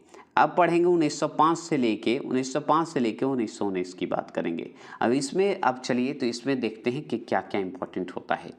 अब देखिए, इसमें देख रहे हैं टॉपिक बाई बांटा हुआ है। तो चलिए, भारतीय राष्ट्रीय आंदोलन में जो 1905 से 1919 की अवधि को हम उग्रवादी चरण कहेंगे। क्या कहेंगे? उग्रवादी। और जो 85 से लेकर 1905 तक था, वो था हमारा नरम दल, मतलब उदारवादी था। याद रखिएगा, दोनों कन्फ्यूजन दूर कर लीजिए। अगर आपसे पूछे कि भारत में उग्र राष्ट्रीयता के जन्मदाता कौन थे, तो बाल गंगाधर तिलक थे। कौन थे? बाल गंगाधर तिलक थे। और भी हैं जो कि, चलिए आगे चलते हैं। देखिए वर्ष 1905 में बंगाल विभाजन के समय वायसराय कौन था, ये दोबारा क्वेश्चन पूछा, लॉर्ड कर्जन। सोच रहे हैं दोबारा पूछ के आपको याद दिला दिया, तो याद रखेंगे इस क्वेश्चन को, भूलिएगा मत। भारत में लॉर्ड कर्जन के प्रशासन की तुलना औरंगजेब से किसने की, तो गोपाल कृष्ण गोखले ने की थी। औरंगजेब से तुलना किया गया था लॉर्ड कर्जन को, बोला गया था कि लॉर्ड कर्जन का प्रशासन जो है औरंगजेब की तरह है, ये गोपाल कृष्ण गोखले कहे थे। और भी सर चलिए नारा की बात करते हैं। स्वराज मेरा जन्मसिद्ध अधिकार है और मैं या उसे मैं लेकर रहूँगा, यह किसने कहा, तो बाल गंगाधर तिलक कहे थे, याद रखिएगा। अगर आपसे पूछे संस्थापक हैं उग्रवादी नेता के, याद रखिएगा। भारत में गरम दलीय आंदोलन का पिता किसे कहा जाता है, बाल गंगाधर तिलक, जिसे गरम दलीय नेता कहिए या उग्रवादी नेता कहिए, एक ही है, याद रखिएगा। ठीक है। अगर आपसे पूछे कौन पहले एक क्रांतिकारी थे जो बाद में एक योगी और दार्शनिक बन गए, तो वो थे अरविंदो घोष बन गए थे। तो वो पहले एक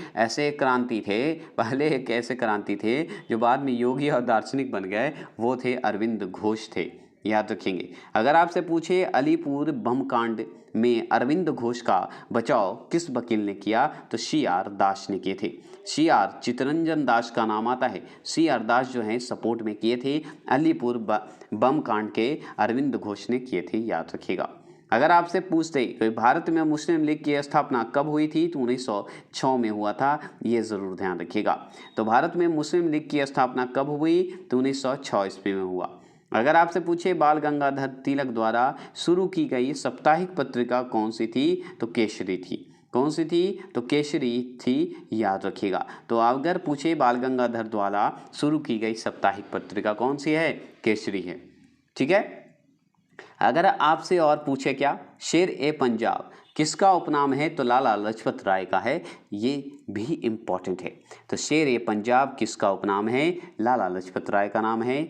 अगर आपसे पूछे तो आप याद हुआ लाला लाजपत राय, लाल पाल वाल, मतलब बाल गंगाधर तिलक और पाल कौन थे, बिपिन चंद्र पाल और लाला लाजपत राय, तीनों उग्रवादी नेता थे, मतलब गरम दल के नेता थे, जिसे शेर पंजाब लाला लाजपत राय को कहते हैं। और आगे चलिएगा।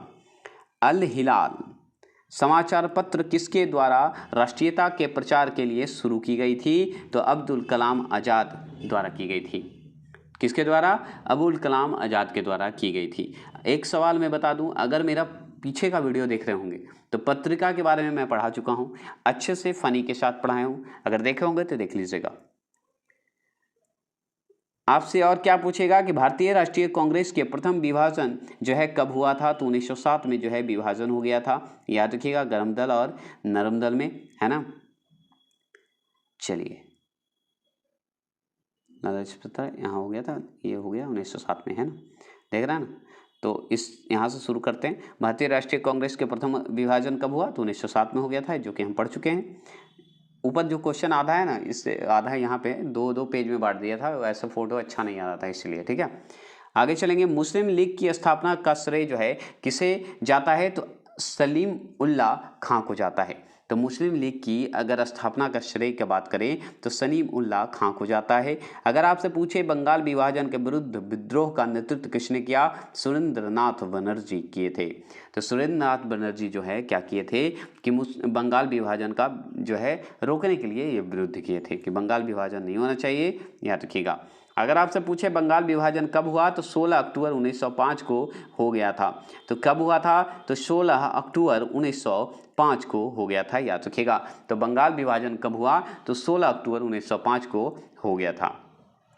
अगर आपसे पूछे 1911 में किसने बंगाल विभाजन रद्द किया, तो लॉर्ड हार्डिंग द्वितीय ने कर दिया था। तो याद रखिएगा 1905 में बंगाल विभाजन कौन किया, कर्जन कर दिया। अब अगर याद रखिएगा 1911 में अगर बंगाल विभाजन रद्द किया तो लॉर्ड हार्डिंग द्वारा कर दिया गया, बस याद रखिएगा। 11 में रद्द भी हो गया, बंगाल विभाजन नहीं होगा। आगे पूछेगा किस नेता ने 1906 में कलकत्ता कांग्रेस अधिवेशन की अध्यक्षता की थी। 1906 में तो दादा भाई नौरोजी किए थे, जो कि 3 बार किए हैं, जिसमें आप देखिए ये जो कलकत्ता में 1906 में किए थे दादा भाई नौरोजी किए थे। तीनों का टेबल बता देंगे, टेंशन नहीं लीजिएगा कब कब किए थे। बिहार बंगाल से कब अलग हो गया, तो 1912 में अलग हो गया था। तो बंगाल से अलग होकर बिहार बन गया 1912 में अलग, ठीक है, अलग हो गए थे। अगर आपसे पूछे गदर पार्टी की स्थापना कब की गई, तो 1913 में गदर पार्टी की स्थापना हुई थी।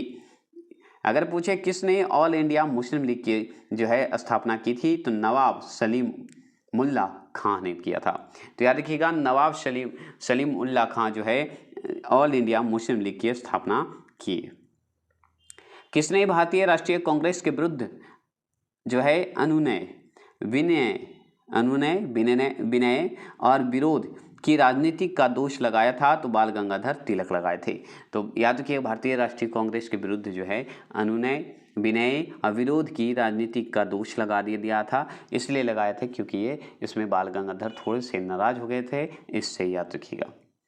ठीक है, क्यों हो गए थे आगे भी पढ़ेंगे। वंदे मातरम किस भारतीय राष्ट्रीय कांग्रेस आंदोलन का शीर्ष गीत है, तो स्वदेशी आंदोलन का शीर्ष गीत है, याद रखिएगा। तो पूछेगा वंदे मातरम किस भारतीय राष्ट्रीय कांग्रेस का शीर्ष गीत है, तो याद रखिएगा ये है हमारा स्वदेशी आंदोलन का शीर्ष गीत है। क्लियर, आगे चलते हैं। चलिए, किस भारतीय को अशांति के जनक के रूप में जाना जाता है, बाल गंगाधर तिलक को। ये चीज़ मैं पढ़ चुका हूँ। आगे पढ़ेंगे, अभिनव भारत नामक अंग्रेज विरोधी संगठन की स्थापना किसने की, वीडी सावरकर ने की थी। डायरेक्ट क्वेश्चन पूछता है कि अभिनव भारत के संस्थापक के नाम से कौन जाने जाते हैं, तो वीडी सावरकर जाने जाते हैं। सॉरी, थोड़ा फनी करता हूँ कि जिससे मन लगे आपको, नहीं तो अगर बुरा लगता है तो क्षमा चाहेंगे। चलिए, 1904 ईस्वी में क्रांतिकारी संगठन अभिनव भारत जो है संगठित किया गया था, तो याद रखिएगा महाराष्ट्र में किया गया था। तो अगर पूछे आपसे कि 1904 में क्रांतिकारी संगठन अभिनव भारत की जो है संगठित कहाँ किया गया, महाराष्ट्र में, मुंबई में, और इसके वीडी सावरकर जो हैं संस्थापक हैं, याद रखिएगा।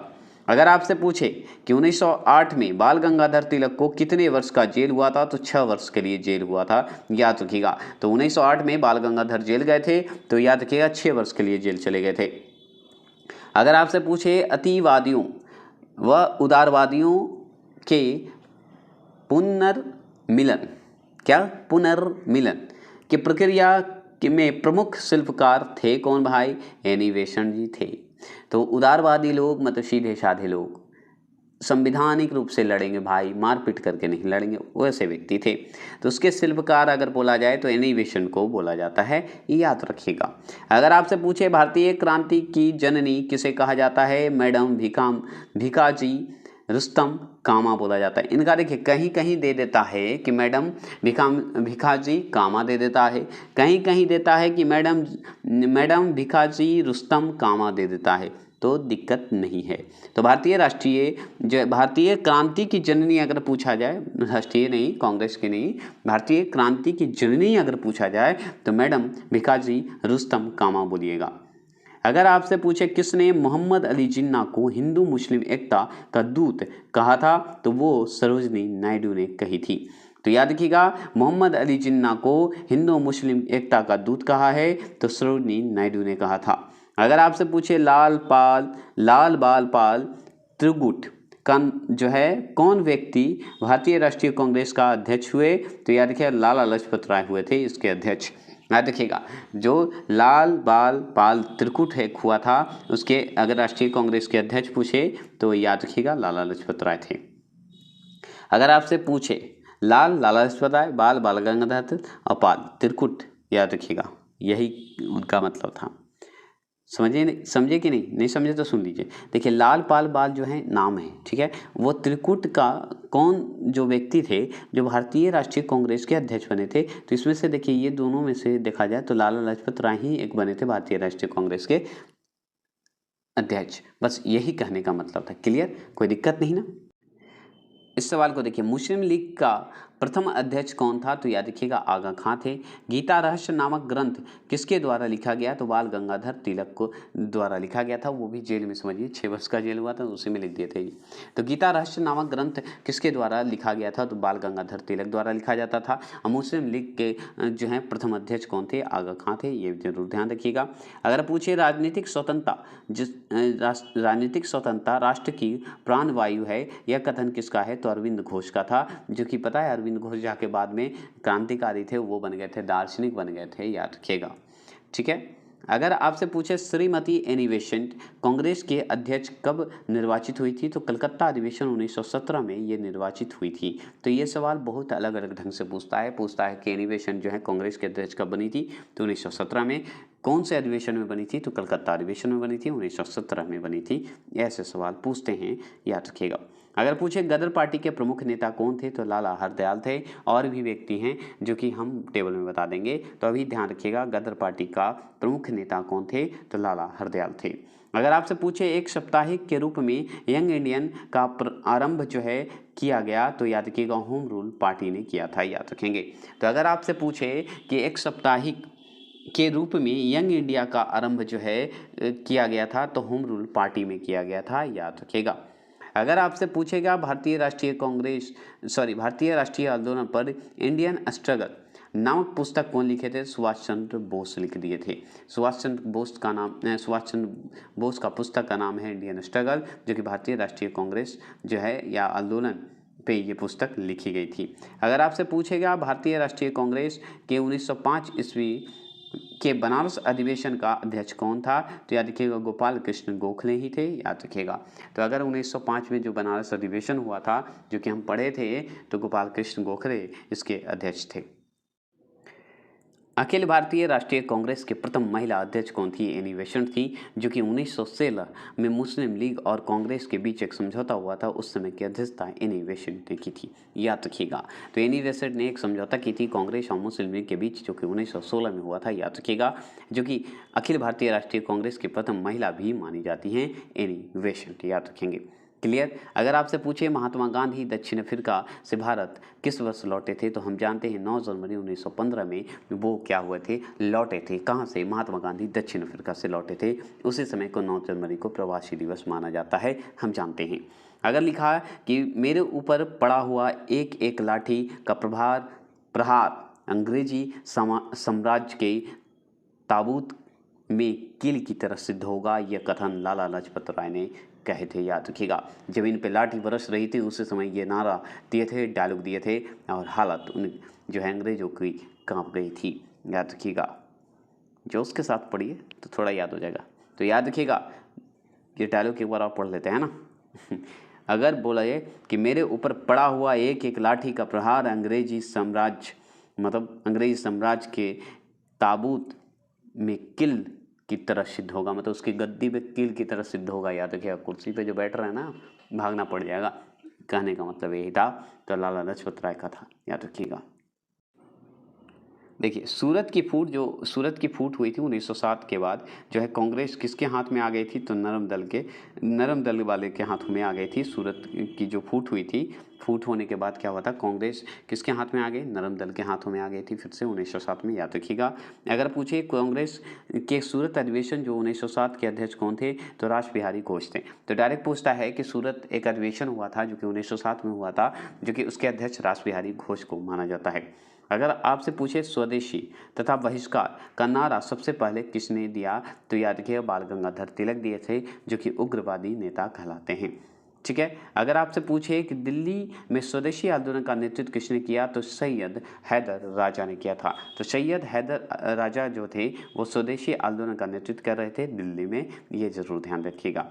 जैसे 1857 की क्रांति में हुआ था ना, हर क्षेत्र में अलग अलग थे, उसी तरह स्वदेशी आंदोलन में भी हुआ था, याद रखिएगा, जिसमें दिल्ली से सैयद हैदर राजा थे। मुजफ्फरपुर कांड जो 1908 में हुआ था, मुजफ्फरपुर एक कांड हुआ था 1908 में, किस क्रांतिकारी को फांसी दी गई थी, तो खुदीराम बोस को दिया गया था। तो खुदीराम बोस को 1908 में जो है एक क्रांति हुआ था, मुजफ्फरपुर कांड हो गया था, उसके कारण क्रांतिकारी के कारण इन्हें फांसी पड़ गई थी, खुदीराम बोस को, याद रखिएगा। किस अधिवेशन में कांग्रेस के नरम और गरम दल का पुनः विलय हुआ, तो लखनऊ अधिवेशन 1916 में हो गया था, याद रखिएगा। तो लखनऊ अधिवेशन 1916 में जो है नरम दल और गरम दल के साथ जो है समझौता हो गया था, विलय हो गया था फिर से। ठीक है। अगर आपसे पूछेगा कि जब नरम दल और गरम दल जब मिले थे उस समय कांग्रेस के अध्यक्ष कौन थे, तो याद रखिएगा कि लखनऊ जो है 1916 में लखनऊ में आयोजित जो भारतीय राष्ट्रीय कांग्रेस के अधिवेशन में अध्यक्षता कौन कर रहा था, तो अंबिका चरण मजूमदार थे। तो अंबिका चरण मजूमदार जी के समय ही हुआ था कि कांग्रेस और जो है नरम दल और गरम दल जो है भारतीय राष्ट्रीय कांग्रेस में विलय हो गए थे, याद रखिएगा। ठीक है। अगर आपसे पूछते हैं कि किस अधिवेशन में होम रूल समर्थन अपनी राजनीतिक शक्ति का सफलतापूर्वक प्रदर्शन कर सके, तो कांग्रेस का जो है 1916 का जो है लखनऊ अधिवेशन में किए थे। तो आपसे पूछेगा लखनऊ अधिवेशन जो 1916 में हुआ था, उस समय जो है होम रूल समर्थक जो थे अपनी राजनीतिक शक्ति का सफलतापूर्वक जो है प्रदर्शन किए थे। याद रखिएगा उस समय के अध्यक्ष कौन थे लखनऊ अधिवेशन में, तो याद रखिएगा अंबिका चरम मजूमदार थे, ऐसे याद रखेंगे। अगर आपसे पूछे किस बाल गंगाधर तिलक ने भारत का हीरा कहा है, तो गोपाल कृष्ण गोखले को हीरा कहा है। तो बाल गंगाधर तिलक ने जो है भारत का हीरा कहे हैं गोपाल कृष्ण गोखले को। अगर आपसे पूछे भारत का राष्ट्रीय ध्वज को पहली बार कब प्रदर्शित किया गया है, तो 1907 में किया गया है, ये ज़रूर ध्यान रखिएगा। तो 1907 में क्या किया गया है, भारत का राष्ट्रीय ध्वज की पहली बार जो है कब प्रदर्शित किए, तो 1907 में किए थे। अगर आपसे पूछे गवर्नर जनरल लॉर्ड हार्डिंग पर दिल्ली के चांदनी चौक इलाके में बम कब फेंका गया, तो 23 दिसंबर 1912 में फेंक दिया गया था। तो अगर आपसे पूछा जाए कि चांदनी चौक इलाके में एक बम फेंका गया था, तो याद रखिएगा 22 दिसंबर 1912 में। अब चांदनी चौक कहाँ है, तो दिल्ली में है। और दिल्ली में किस पर, गवर्नर जनरल पर, तो लॉर्ड हार्डिंग पे फेंका गया था बम, याद रखिएगा।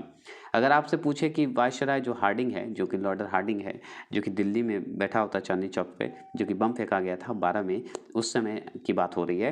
तो वायसराय हार्डिंग पर जो है बम फेंके की योजना का सूत्रधार कौन थे, तो रासबिहारी घोष थे। तो रासबिहारी घोष ही जो है चांदनी चौक के इलाके में दिल्ली पर जो है लॉर्ड हार्डिंग पर बम फेंक दिए थे, जो कि कब डेट है, तो 23 दिसंबर 1912। याद हो गया, याद हुआ कि नहीं, याद रखिएगा। अगर आपसे सवाल पूछे कि भारत के बाहर सक्रिय सबसे पुरानी क्रांतिकारी संस्थान जो है कौन सा है, तो इंडियन होम रूल सोसाइटी है, जो कि भारत के बाहर सक्रिय रूप से चल रहा था, सबसे पुराना क्रांतिकारी संस्थान थी। याद रखिएगा जो बाहर चल रहा था, भारत से बाहर, तो इंडियन होम रूल सोसाइटी चल रहा था। अगर आपसे पूछे भारत से बाहर सर्वप्रथम कहाँ पर अंतरिम भारत सरकार की स्थापना जो की गई थी, तो याद रखिएगा अफगानिस्तान में की गई थी। तो अफगानिस्तान में क्या हुआ, अंतरिम सरकार की जो है स्थापना हो गई थी भारत के बाहर सर्वप्रथम, याद रखिएगा। एक पुरानी क्रांतिकारी जो है भारत के बाहर वो था, जो कि सक्रिय था, तो इंडियन होम रूल सोसाइटी। सक्रिय मतलब समझ में आता है, काम कर रहा है उधर बाहर, ठीक है। अगर आपसे पूछे दिसंबर 1915 ईस्वी में अफगानिस्तान में अंतरिम भारत सरकार की स्थापना किसने की, तो राजा महेंद्र प्रताप ने की थी। तो ये सवाल पूछता है कि अंतरिम सरकार की जो स्थापना हुआ कहाँ हुआ, तो याद रखिएगा ये हुआ था अफगानिस्तान में, क्योंकि भारत से बाहर हुआ था। और इसके जो अंतरिम सरकार के अध्यक्ष जो थे, मतलब संस्थापक जो थे, राजा महेंद्र प्रताप थे, जो कि दिसंबर 1915 में की गई थी, ठीक है। अगर आपसे पूछे कि अफगानिस्तान में गठित अंतरिम सरकार भारत का प्रधानमंत्री कौन था, तो याद रखिएगा वरकतुल्ला था, याद रखिएगा। तो कौन था, वरकतुल्ला जी था, याद रखेंगे। अगर आपसे पूछेगा गदर आंदोलन अमेरिका कि किस शहर में शुरू हुई, तो सैन फ्रांसिस्को में शुरू हो गई थी। ये सवाल पूछता है क्योंकि बाहर शुरू हुआ था। अगर आपसे पूछे होम रूल लीग आंदोलन की प्रेरणा कहाँ से ली गई, तो आयरलैंड से ली गई थी, ये भी सवाल आपसे पूछेगा। और भी पूछेगा मॉलो मिंटो रिफॉर्म्स कि सबसे जो है रिफॉर्म्स को किस वर्ष में प्रस्तुत किया गया था, तो 1909 में किया गया था। सॉरी, इसमें थोड़ा सा जो है स्पीड बोलने में हो जाता है, हम ध्यान रखेंगे। तो मार्लो मिंटो एक जो है रिफॉर्म्स जो होते हैं वो एक प्रस्तुत किया गया था 1909 में, जो कि हम आगे चल के क्या बोलेंगे, उसे भारतीय परिषद अधिनियम बोलेंगे 1919, याद रखिएगा, जिसे मार्लो मिंटो सुधार भी बोला जाता है। याद हो गया, क्लियर। अगर आपसे पूछे वर्ष 1909 में मैडम भिकाजी रुस्तम कामा जो हैं पेरिस में कौन सा समाचार पत्र प्रकाशित की थी, तो याद रखिएगा पेट्रियट, जो कि हम ये स्पेशली पिछला वीडियो में पढ़ चुके हैं, ठीक है। पेट्रियट एक समाचार पत्र है जो कि मैडम भिकाजी रुस्तम कामा की थी, जो कि पेरिस में की थी, याद रखिएगा 1909 में। मैडम भिकाजी को हम लोग क्या कहते हैं, जननी कहते हैं, याद रखिएगा, स्वतंत्रता क्रांति का जननी भी कहते हैं। 1916 ईस्वी में मद्रास में होम रूल मूवमेंट के प्रवर्तक जो हैं कौन थे, तो एनी बेसेंट थे, याद रखिएगा, माना जाता है एनी बेसेंट को, याद रखिएगा, ठीक है। इसी क्वेश्चन को नीचे की ओर चलते हैं। 1916 देख लिए थे, पेट्रियट, एनी बेसेंट देख लिए। अब चलिए यहाँ पे पढ़ लिए थे, ये क्वेश्चन हो गया ना। वो देखिए आधा आधा काट के बनाया हूँ कि आपको आसानी से दिख सके, इसलिए, ठीक है। चलेगा। अनुशीलन समिति संबंध जो है किससे है, तो बीडी सावरकर जी से है, याद रखिएगा। तो अनुशीलन समिति, अगर मेरा समिति का पॉलिटिकल का देखोगे तो इसमें इनका नाम आया होगा, बीडी सावरकर का, याद रखिएगा। और भी सवाल बनता है कि किस गवर्नर जनरल के समय 1911 में भारत की राजधानी कोलकाता से दिल्ली हस्तांतरित जो है करने की घोषणा की गई थी, तो लॉर्ड हार्डिंग द्वितीय के समय में ही किया गया था। तो 1911 में जो है क्या हुआ था, आप जानते हैं कि बंगाल विभाजन को रोका था, याद रखिएगा, हुआ था ना 1911 में। तो याद रखेंगे एक बात कि 1911 में जो है लॉर्ड हार्डिंग द्वितीय के समय क्या हुआ था कि राजधानी कोलकाता से लेकर दिल्ली हस्तांतरित कर दिया गया था, याद रखिएगा, करने की घोषणा की गई थी, उसमें घोषणा हुई थी, याद रखिएगा। अगर आपसे पूछे महाराष्ट्र में गणपति उत्सव आरंभ करने का श्रेय किसे प्राप्त है, तो बाल गंगाधर तिलक को।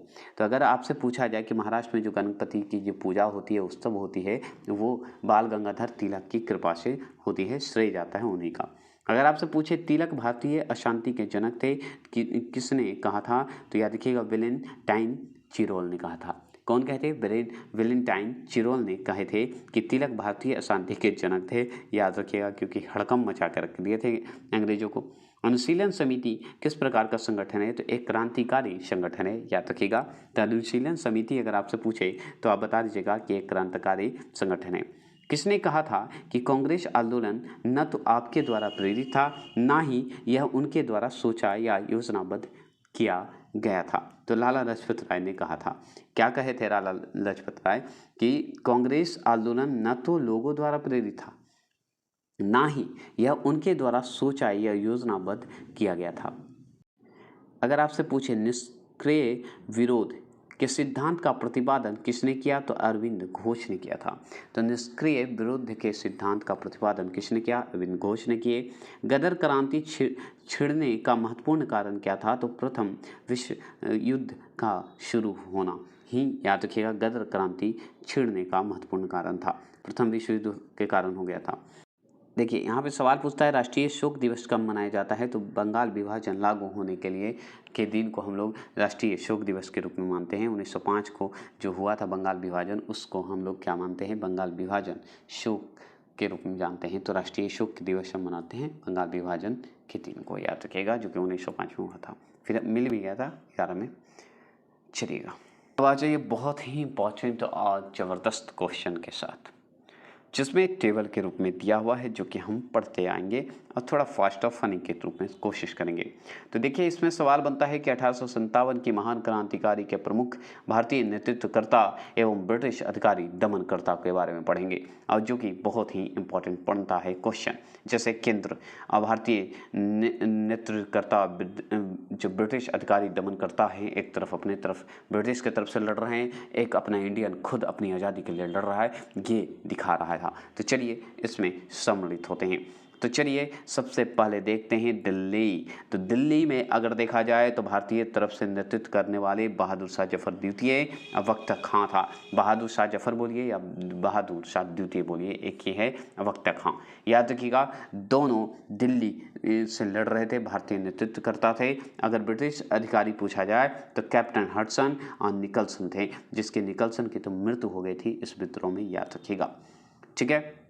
अब कैप्टन हडसन जो है बहादुर जफर को पकड़ लिए थे, हुमायूं का मकबरा भी याद रखिएगा, और गिरफ्तार हो गया था बहादुर शाह जफर, हडसन कर दिया था। देखिए कानपुर से अगर देखा जाए तो नाना साहब थे और कैंपबेल थे। एक बात बता दूं, इसमें आपको एक कन्फ्यूज़न होगा, इसलिए हम क्लियर कर देते हैं। अगर सैनिक का नेतृत्व कानपुर से अगर बोले तो तात्या टोप थे, और अगर देखे जाए तो उधर जो है कानपुर से लड़ रहे थे मुख्य रूप से तो नाना साहब थे, याद रखिएगा, और अंग्रेज की तरफ से कैंपबेल था, याद रखिएगा, दमनकर्ता।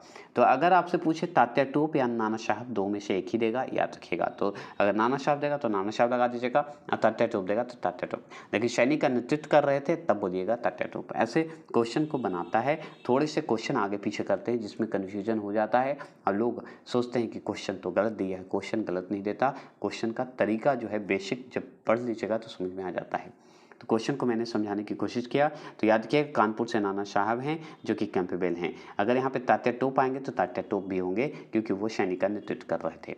अगर लखनऊ की बात करेंगे तो बेगम हजरत महल होंगे, जो कि कैंपबेल इधर भी नेतृत्व कर रहा था। जैसे अंग्रेज दोनों तरफ कर रहा था कानपुर और लखनऊ को, उसी तरह नाना साहब और तात्या टोप कर रहे थे कानपुर को, याद रखिएगा। क्लियर हो गया, कोई कन्फ्यूजन नहीं ना। तो लखनऊ में अगर भारत की तरफ से पूछे नेतृत्व कौन कर रहा था तो बेगम हजरत महल कर रही थी, याद रखिएगा। अगर झांसी से पूछे तो रानी लक्ष्मीबाई थी, जो कि अंग्रेज की बात करें तो अंग्रेज जो है दमनकर्ता जनरल हुरोज, जो कि रानी लक्ष्मीबाई को कही थी मर्द, अकेला मर्द कही थी, याद रखिएगा। ठीक है, कहना पड़ गया था इसको। ग्वालियर की तरफ से देखें तो तात्या टोप थे और कानपुर में भी तात्या टोप थे, लेकिन सैनिक का नेतृत्व कर रहे थे और मेन लीडर यहाँ बने हुए थे ग्वालियर का, याद रखिएगा, तात्या टोपे, जो कि जनरल हुरजो इस समय भी याद थे। जनरल हुरजो भी था जो कि अंग्रेजी अधिकारी जो था दमन करता था। तो रानी लक्ष्मीबाई और तात्या टोपी दोनों को ये संभाल रहा था कौन, जनरल हुरोज, याद रखिएगा। अगर आपसे पूछे इलाहाबाद में तो इलाहाबाद में लियाकत अली था, जो कि याद रखिएगा जनरल नील के साथ ये वहाँ जो है इलाहाबाद में निभा रहा था, नील, याद रखिएगा। ठीक है, अगर आपसे पूछे एक और है अंग्रेज जो कि मर जाता है, वो इलाहाबाद की तरफ से नेतृत्व करता है, जो कि मैंने ऑनलाइन में पढ़ाया है, अब मुझे थोड़ा सा दिमाग से स्किप हो गया है। ठीक है, लेकिन एक और है जनरल नील है, और एक और है जो कि अगर ऑनलाइन में पढ़ेंगे तो समझ में आ जाएगा आपको।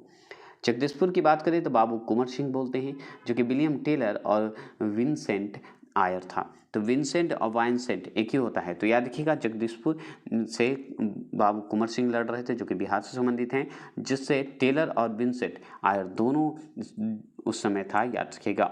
ठीक है, अगर आपसे पूछे कौन टेलर और विंसेंट है, अंग्रेजी दमन करता है, याद रखिएगा। फतेहपुर में अजीमुल्ला लड़ रहे थे, याद रखिएगा। तो फतेहपुर से अजीमुल्ला लड़ रहे थे, भारतीय नेतृत्व कर रहे थे। और अगर पूछे जाए अंग्रेज की तरफ से कौन था तो कैंपबेल था और रेनर्ड था, याद रखिएगा। रेनर्ड एवं सर कैंपबेल था, याद रखिएगा। ठीक है, कि करवा रहा हूँ भारतीय स्वतंत्रता संग्राम की महत्वपूर्ण घटनाएं एवं वर्ष। आगे सबसे पहले करेंगे, उसके बाद हम जो करेंगे जो किस क्षेत्र में हुआ, कौन सा परिणाम हुआ, कौन सा युद्ध हुआ था, कौन से जीते थे। उससे पहले हम चाहते हैं कि आगे स्वतंत्रता संग्राम का महत्वपूर्ण घटना और वर्ष याद रखते हैं, क्योंकि इससे सबसे ज़्यादा सवाल बनता है। तो थोड़ा सा फनी के साथ, एंजॉय के साथ याद करेंगे। ठीक है, जैसे भारत का प्रथम स्वतंत्रता संग्राम तथा सैनिक विद्रोह कब हुआ था तो 1857 में हुआ था, ये डायरेक्ट क्वेश्चन पूछता है। दूसरा पूछता है ईस्ट इंडिया कंपनी के शासन का अंत कब हुआ था तो 1858 में अंत हो गया था। किसका, तो जो है ईस्ट इंडिया कंपनी के शासन का अंत हुआ था। ये डायरेक्ट क्वेश्चन पूछेगा। अगर आपसे पूछेगा कि इंडियन काउंसिलिंग एक्ट कब आया था तो 1861 में आया था, ये क्वेश्चन आपसे पूछेगा कि 1861 में क्या आया था तो इंडियन काउंसिलिंग एक्ट आया था, ऐसे बोलिएगा। आपसे पूछेगा प्रार्थना समाज की स्थापना कब हुई तो 1867 में हुआ था। ठीक है, तो बोलेंगे कि प्रार्थना समाज की जो है स्थापना जो हुआ था, बताइएगा कब हुआ था तो 1867 में हुआ था। ठीक है, अगर आपसे पूछे कुका विद्रोह कब हुआ था तो 1872 बता दीजिएगा, क्योंकि पूछेगा आपसे डायरेक्ट कि 1872 में क्या हुआ था, कुका विद्रोह हुआ था। अगर आपसे पूछे थियोसॉफिक सोसाइटी की स्थापना कब हुई तो बताइएगा 1875 में, जो कि हम पढ़ा चुके थे पिछले वीडियो में, आप देखे होंगे। अगर आपसे पूछा जाए कि भाई आर्य समाज की स्थापना कब हुआ तो 1875 में, थियोसॉफिक सोसाइटी की स्थापना कब हुई 1875 में, ये दोनों को याद रखिएगा। अगर आपसे पूछा जाए भारतीय राष्ट्रीय कांग्रेस की स्थापना कब हुआ तो 1885 में, डेट याद रखिएगा। अगर आपसे देखिए इस क्वेश्चन को देखिए, रैंड तथा आमस्ट हत्याकांड एक हुआ था, जो कि 1897 में हुआ था, मतलब 1897 में एक कांड हुआ जिसमें हत्या कर दिया गया था, रैंड का, आमस्ट का हत्या कर दिया गया था। बंगाल विभाजन की अगर बात करेंगे तो 1905 को याद रखेंगे, ऐसे हम लोग दुखी दिवस के रूप में मनाते हैं, याद रखिएगा। बंगाल विभाजन जो है 1905 में हुआ था। मुस्लिम लीग की स्थापना कब हुई थी तो 1906 में पूछा था, जो कि मैंने वन लाइनर में याद करवाया है। सूरत कांग्रेस के फूट की बात करें 1907 में हुआ था, 1907 में जो हुआ था कांग्रेस सूरत फूट हुआ था। मार्ले मिंटो सुधार की बात करें तो 1909 बताएंगे। अगर आपसे और पूछते ब्रिटिश साम्राज्य का दिल्ली दरबार अगर पूछे तो 1911 बता दीजिएगा। 1911 में दिल्ली दरबार लगा था 1911 में, और इस समय जो है क्या हुआ था, फिर बंगाल विभाजन जो है होने से फिर मिल गया था, याद रखिएगा। प्रथम विश्व युद्ध की बात करें तो 1914 से 18 याद रखिएगा। डायरेक्ट क्वेश्चन पूछता है कि प्रथम विश्व युद्ध का समय बताइए तो 1940 से लेके 18 तक बता दीजिएगा। कांग्रेस मुस्लिम लीग समझौता कब हुआ था तो 1916 में हुआ था, याद रखिएगा। बाहरी आवाज़ को थोड़ा इग्नोर करना होगा, ठीक है, बच्चे हैं चिल्लाते रहेंगे।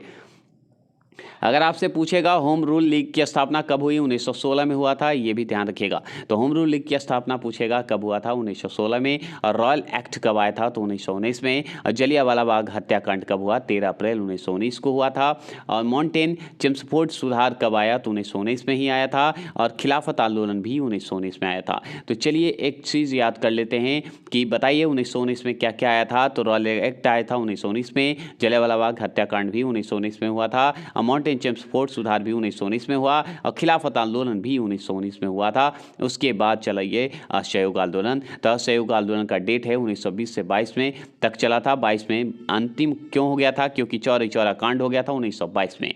क्लियर। अगर चौरी चौरा कांड हो गया उसके बाद तुरंत आ गया था 1927 में साइमन कमीशन की नियुक्ति हो गई थी, जो कि 1927 में आया था। और बटलर कमीशन की भी नियुक्ति 1927 में हुआ था, याद रखिएगा। तो साइमन कमीशन की नियुक्ति और बटलर कमीशन की याद अगर करें तो 1927 से याद रखिएगा।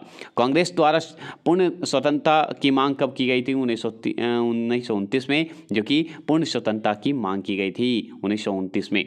अगर आपसे पूछे सविनय अवज्ञा आंदोलन कब आया, तो 1930 में। सविनय अवज्ञा आंदोलन को नमक कानून दांडिया यात्रा भी बोला जाता है। प्रथम गोलमेज सम्मेलन, द्वितीय गोलमेज सम्मेलन और तृतीय गोलमेज सम्मेलन तो लगातार हुआ था। तो प्रथम गोलमेज सम्मेलन कब हुआ था, जब वो सविनय अवज्ञा आंदोलन 1930 में आया था, उसी समय आया था प्रथम गोलमेज सम्मेलन। उसी समय द्वितीय गोलमेज सम्मेलन भी आया था 1931 में, और तृतीय गोलमेज सम्मेलन भी आया था 1932 में। तो अगर आपसे पूछे प्रथम गोलमेज सम्मेलन कब आया, 1930, द्वितीय गोलमेज सम्मेलन कब आया, 1931, और तृतीय गोलमेज सम्मेलन कब आया, 1932। याद रखेंगे। अगर अच्छा लग रहा है तो प्लीज़ सब्सक्राइब और लाइक कीजिए। अगर आप चाहते हैं और स्लो करें तो ठीक है, लेकिन हम चाहते हैं कि फास्ट आप सुने, याद हो जाएगा। पूना पैक्ट की बात करते हैं। पूना पैक्ट आया था 1932 में, जो कि तृतीय सम्मेलन के समय ही आया था, याद रखेगा। तो पूना पैक्ट में गांधी जी और अंबेडकर के बीच एक समझौता हुई थी, याद रखेगा। अगर बात करें प्रांतीय स्वराज की घोषणा कब हुई थी, 1935 में। तो प्रांतीय स्वराज की घोषणा की बात करेगा तो 1935 डेट याद रखिएगा। अगर आपसे पूछे मुस्लिम लीग द्वारा पाकिस्तान की मांग कब हुई, 1940 में। तो मुस्लिम लीग ने क्या किया, पाकिस्तान की मांग कर दी, तो याद रखिएगा 1940 में इसकी मांग कर दी थी। भारत छोड़ो आंदोलन कब हुआ, तो 1942 में, जो कि हम जानते हैं। और उसी समय क्रिप्स मिशन का आगमन भी हो गया था 1942 में। तो भारत छोड़ो आंदोलन चल रहा था 1942 में, और उसी समय क्रिप्स मिशन का आगमन भी हुआ था 1942 में। अब 1943 में क्या हुआ, आज़ाद हिंद फौज की स्थापना हो गई थी, जो कि सुभाष चंद्र बोस के नाम पे आता है। तो आज़ाद हिंद फौज की स्थापना कौन किया, सुभाष चंद्र बोस किए थे 1943 में। कैबिनेट मिशन कब आ गया, तो 1946 में आ गया था, याद रखिएगा। तो क्रिप्स मिशन 1942 में जब आया था क्रिप्स मिशन, उसके बाद क्या हुआ कि कैबिनेट मिशन आगमन किया 1946 में। ये दोनों इंपॉर्टेंट है। और पूछता है कि भारतीय संविधान सभा का निर्वाचन कब हुआ, 1946 में, क्योंकि कैबिनेट मिशन का भी आगमन 1946 में हुआ था, इसलिए भारतीय संविधान सभा का निर्वाचन भी इसी के तहत माना जाता है 1946 में।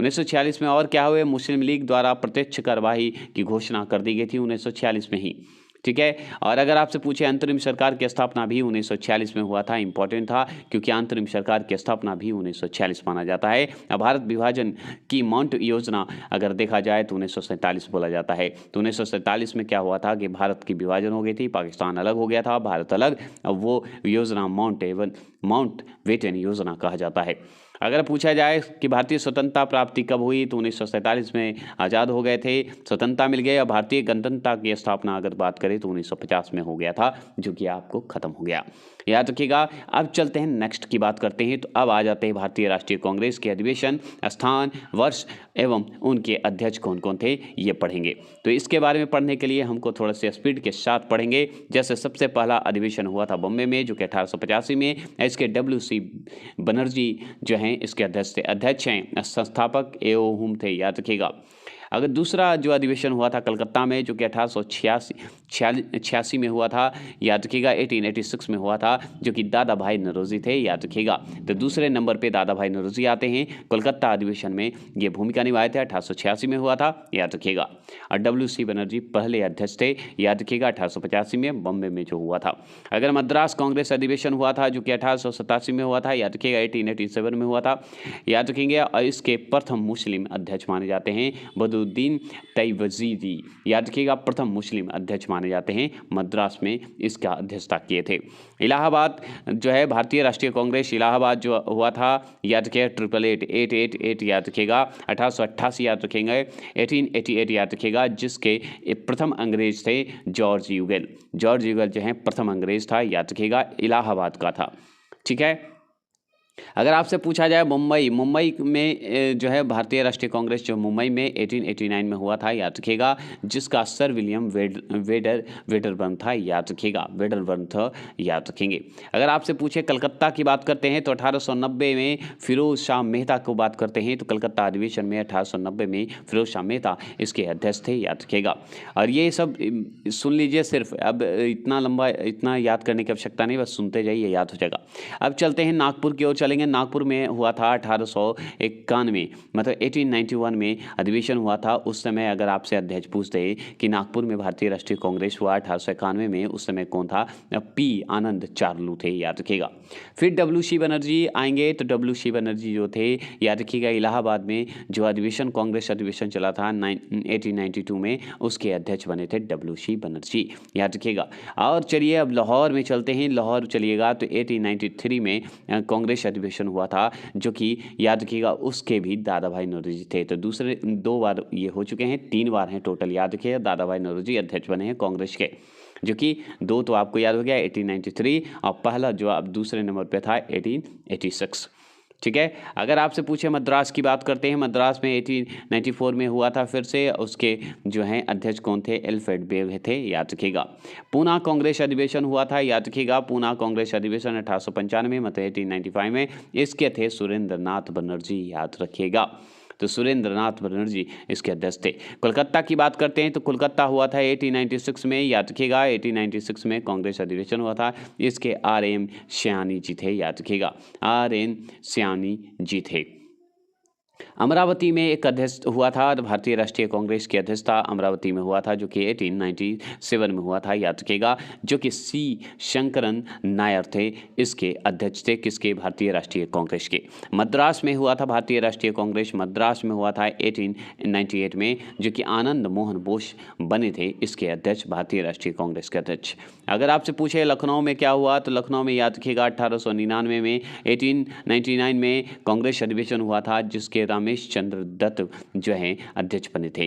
तो ये सब सिर्फ सुन लीजिए, जो इंपॉर्टेंट होगा उस पर जोर दिया जाएगा। लाहौर अधिवेशन हुआ था 1900 में, पूरे 1900 में हुआ था लाहौर अधिवेशन, जो कि याद रखिएगा N.G. चंद्रवरकर थे, याद रखिएगा, N.G. चंद्रवरकर जो है लाहौर अधिवेशन जो 1900 में हुआ था, उस समय अध्यक्ष थे।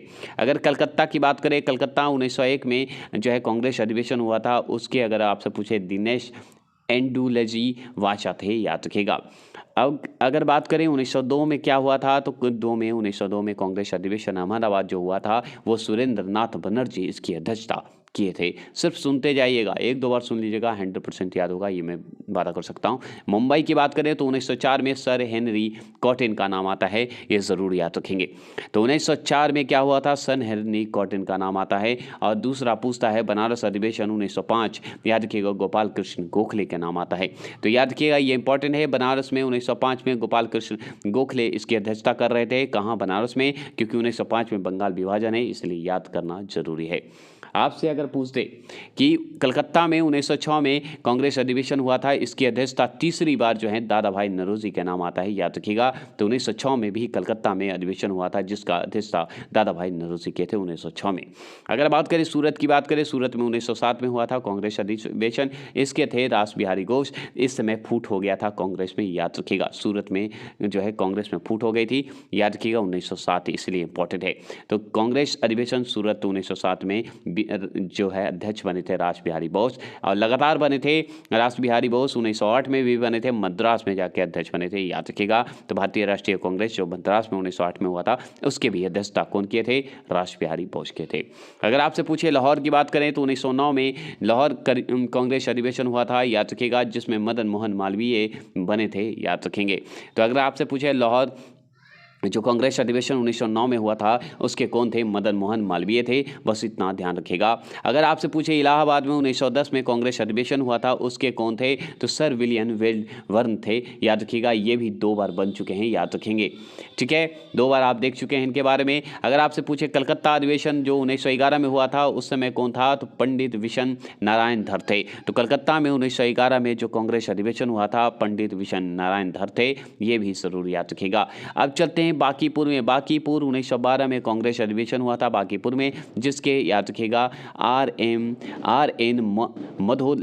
मधोकर थे। मधोलकर थे, याद रखिएगा, मधोलकर जी थे, याद रखिएगा। अगर पूछते कराची अधिवेशन की बात करें तो 1913 में कांग्रेस अधिवेशन कराची में हुआ था, जिसके सैयद मोहम्मद बहादुर थे, याद रखिएगा। ये क्वेश्चन पूछता है। अगर आपसे पूछते और भी क्वेश्चन कि मद्रास में जो है 1914 में कांग्रेस अधिवेशन हुआ था उसके अध्यक्ष कौन है? तो भूपेंद्र नाथ बसु थे। ये भी सवाल आपसे पूछेगा। और भी सवाल क्या पूछेगा चलिए बता देते हैं। तो आज पूछेगा मुंबई में 1915 में कांग्रेस अधिवेशन हुआ था, उसके जो अध्यक्ष कौन थे? सर सत्येंद्र प्रसाद सिन्हा थे। अगर बात करें 1916 की बात करेंगे तो लखनऊ अधिवेशन हुआ था, याद रखिएगा, 1916 में भारतीय राष्ट्रीय कांग्रेस। इसके जो है अंबिका चंद्रन मजूमदार थे, क्योंकि 1916 इंपॉर्टेंट है, मैं पढ़ा चुका हूँ, आप अगर नहीं देखे तो देख लीजिएगा। कलकत्ता में 1917 में जो है कांग्रेस अधिवेशन हुआ था, जिसमें प्रथम महिला बनी थी एनी बेसेंट, जो कि अध्यक्ष बनी थी, याद रखिएगा। ये पूछता है।